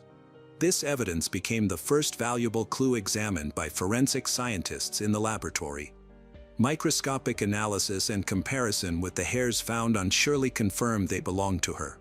By this time, the search operation had been underway for more than a month. The most significant find was a thick plastic bag containing a pair of sports shoes and a leather jacket, both covered in blood. The items were located 2.5 kilometers from Shirley's car. The blood stain analysis confirmed they belonged to Shirley. However, the shoes and jacket were clearly not her size, were more consistent with a man's. When questioned about the sneakers and jacket, Douglas denied ever having worn anything like that. Unfortunately, there was once again no confirmation of this, as his blood was not found on the jacket or shoes. Detectives noticed that the sizes matched, but this was not enough to bring charges. The list of evidence included significant circumstantial evidence. It turned out to be a tough nut to crack, so more information was needed. The found shoes were sent to shoe expert Key Beadle. He knew well that each person wears shoes in their own way. Differences in shape, size, and structure of feet result in unique features in mechanics. Each person's gait is as unique as their fingerprints. If the shoes had been worn for a long time, this would affect the geometry and wear characteristics. Dr. Key began studying the marks left on the insole and the inner surface of the sole. As part of the investigation, a warrant was obtained to create casts of Douglas's feet. This became an important stage in the process. In parallel, the expert analyzed the condition of the insoles and soles of the discovered shoes, revealing that the criminal had a deformed big toe. A small, twisted print suggested that Doug had used them. Nevertheless, Doug continued to deny his involvement. Forensic experts placed great hopes on analyzing the jacket, which had peculiar fibers, including 20 thin white hairs. With this exception, no other evidence remained on the clothing. The forensic experts examined the fibers under a microscope and found that they resembled animal hair rather than human hair. The detectives were busy with the investigation, and one of them recalled an important detail. When he first came to speak with Doug at his home, he saw a white cat named Snowball. By connecting the owner of the jacket to the animal, they could potentially establish who owned the item of clothing. The police became convinced that these lint particles were left by the criminal's cat, which led to the key question of how to prove the criminal's guilt through his pet. The search began for an expert who dealt with such matters. Detectives made hundreds of phone calls and were amazed to find that such studies had not yet been explored in the history of criminology and forensic science. The closest researchers were pet experts studying their genes to combat diseases. Dr. Stephen O'Brien, a geneticist from the National Institute in the USA, spent decades studying hereditary diseases in cats, including cancer. He knew more about pet genetics than anyone else in the world. However, even he did not promise much. Comparing the DNA profile of Snowball with detected fibers was a unique task. First, it was necessary to obtain a blood sample from the cat, but the owner of the pet was not inclined to cooperate with the police. A significant amount of time was spent just catching the cat on the street and getting a blood sample. Finally, Dr. O'Brien received samples of Snowball's materials, including fur, which were transported almost under escort. Fortunately, many of these hair follicles were preserved, providing enough for a DNA profile comparison. Dr. O'Brien confirmed that the fibers belonged to the same animal. However, a new question arose. Prince Edward Island was nearly isolated, and the doctor had serious suspicions that many domestic cats lived there, which could mean they were all related. If this was indeed the case, then comparing DNA profiles could show a match with any two animals in the province, calling into question all the work done. The police were not planning to give up, so they decided to gather at least 24 blood samples from cats in the area, which would later be delivered to Dr. O'Brien's laboratory for analysis and comparison. This process took even more time, during which the dangerous criminal was still at large. When the report was finally ready, Dr. O'Brien confirmed that there was great genetic diversity among the cats on Prince Edward Island. Not a single pair of the 20 samples collected matched. This led to the conclusion that, apart from Snowball, only one of the 70 million cats could have owned this fur, which became a turning point that confirmed the white fur of the jacket belonged to Douglas's cat. Despite this evidence, Douglas continued to insist that he had nothing to do with the jacket and claimed he had no idea where his ex-wife was. More than 6 months passed, but the body of Shirley was still not found. 7 months after the disappearance of Shirley, a random fisherman was sailing along the river in Enmore. He noticed something suspicious in the bushes along the shore but could not see it clearly. So, he decided to swim closer. From a distance of several meters, he realized that the remains definitely belonged to a person, but the stature was so small that the fisherman initially thought it was a child. They was far from the city, so he thought that wild animals might have dragged someone's body away. He covered the remains with his raincoat and went towards the city to contact the police. When the authorities finally arrived, they saw the remains of a woman in a state of severe decomposition. The situation was not as dire as it could have been because the remains had not been exposed to extreme heat, which partially alleviated the decomposition situation. The examination confirmed that the body belonged to Shirley and Duguay. Although it was buried, the body surfaced due to abnormal weather conditions that made the coastal soil unstable, causing it to wash away. Despite the degree of decomposition, it was obvious that Shirley had been subjected to cruelty. The exact cause of death could not be established. There were several theories. One suggested that she had been strangled, while another proposed that she was beaten with a shovel, as the shovel was found earlier. However, it could not be ruled out that the blood stain on the shovel was made after Shirley's death. The killer might have accidentally caused damage when digging up the makeshift grave. Shirley's jaw had been beaten and was broken in 3 places, with one of her missing teeth found in her lungs. The situation had changed dramatically, and it remained to be understood what the motive was, making it possible to hold Douglas accountable. After the body was discovered, investigators decided to take a fresh look at the old evidence and re-examine the area around Shirley's house and car. This yielded important results. First of all, they discovered a letter that had been overlooked earlier, contained threats. Thanks to this letter, the motive for the murder was revealed. It turned out that immediately after Shirley filed for sole custody rights, Douglas wrote her a frightening note in which he said he would be happier to see her in the grave than to lose the children forever. This could have been a cruel joke if not for the alarming fact that this letter was written in her ex-husband's blood. Unfortunately, Shirley did not have time to disclose this, publicize it, or show it to the police, as the criminal carried out his sentence earlier. Additionally, in the house of Shirley, they found photographs showing Shirley and Douglas together. He in the image wore the very jacket from which the hairs of his cat were later found. Finally, a little more than a month after the murder, Douglas was arrested and placed under custody until the hearing began. On July 19, 1996, Douglas Beamish ended up in court, largely thanks to his cat, Snowball, who was instrumental in the pursuit of justice. Douglas was convicted of premeditated murder and sentenced to life imprisonment with the possibility of parole. This case became the first in crime history where DNA and animal materials were used as evidence of a criminal's guilt. According to Dr. O'Brien, the day he began examining and comparing those white hairs marked the birth of veterinary forensic examination. In the following years, this practice was utilized many times and led to the imprisonment of several dangerous criminals. The Center at the University of California, Davis, has used its methods in more than 500 cases over the past 15 years, confirming that the tools used to profile human DNA also work reliably on animals. Shirley's daughter, Shelley, grew up to become an advocate for abused women. She spoke about how, as a child, she watched her mother being beaten by her father.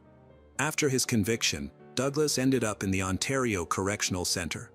In 1998 and 1999, he tried to appeal his conviction but was denied, as DNA evidence is considered irrefutable. In 2013, he first attempted to exercise his right to parole. However, he was again refused, as the commission ruled that the risk of committing another crime was too high. This was not the end of Douglas's story. After almost 25 years behind bars, discussions began about releasing the killer from prison under escort for 12 hours. Another meeting of the parole commission was held, during which relatives were present. Shirley's sister, Marie Arsenault, spoke out, stating that the murder of her sister had triggered a series of family tragedies. One sister became addicted to alcohol as a means of coping with the pain of loss. It spiraled out of control after Shirley's death.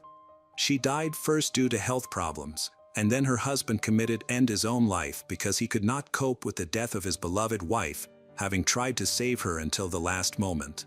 She insisted that if Douglas was released, he should be prohibited from living on Prince Edward Island. Shirley's father suffered a series of heart attacks after Marie spoke at the parole board meeting. Interestingly, during these hearings, Douglas took responsibility for Shirley's death for the first time. Prior to this, he had persistently denied his guilt. The commission determined that he still posed a high risk of reoffending, including crimes related to violence and cruelty. Despite finally admitting guilt and realizing the seriousness of his actions, it was believed that significant work still needed to be done before he was ready for full parole. Until that point, he had found it easier to blame others for what had happened than to face the truth.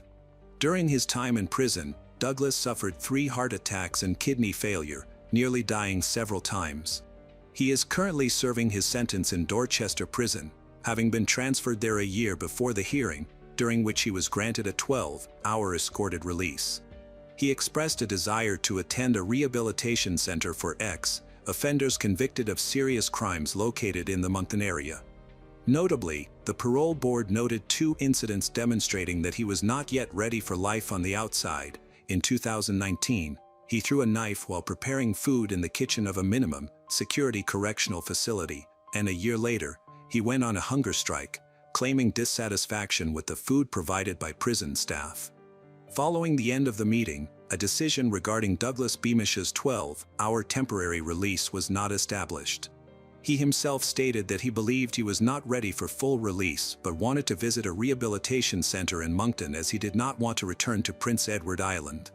It is worth noting that the Correctional Service of Canada had previously allowed him to be temporarily absent under escort for medical reasons and out of compassion. Both occasions took place without incident.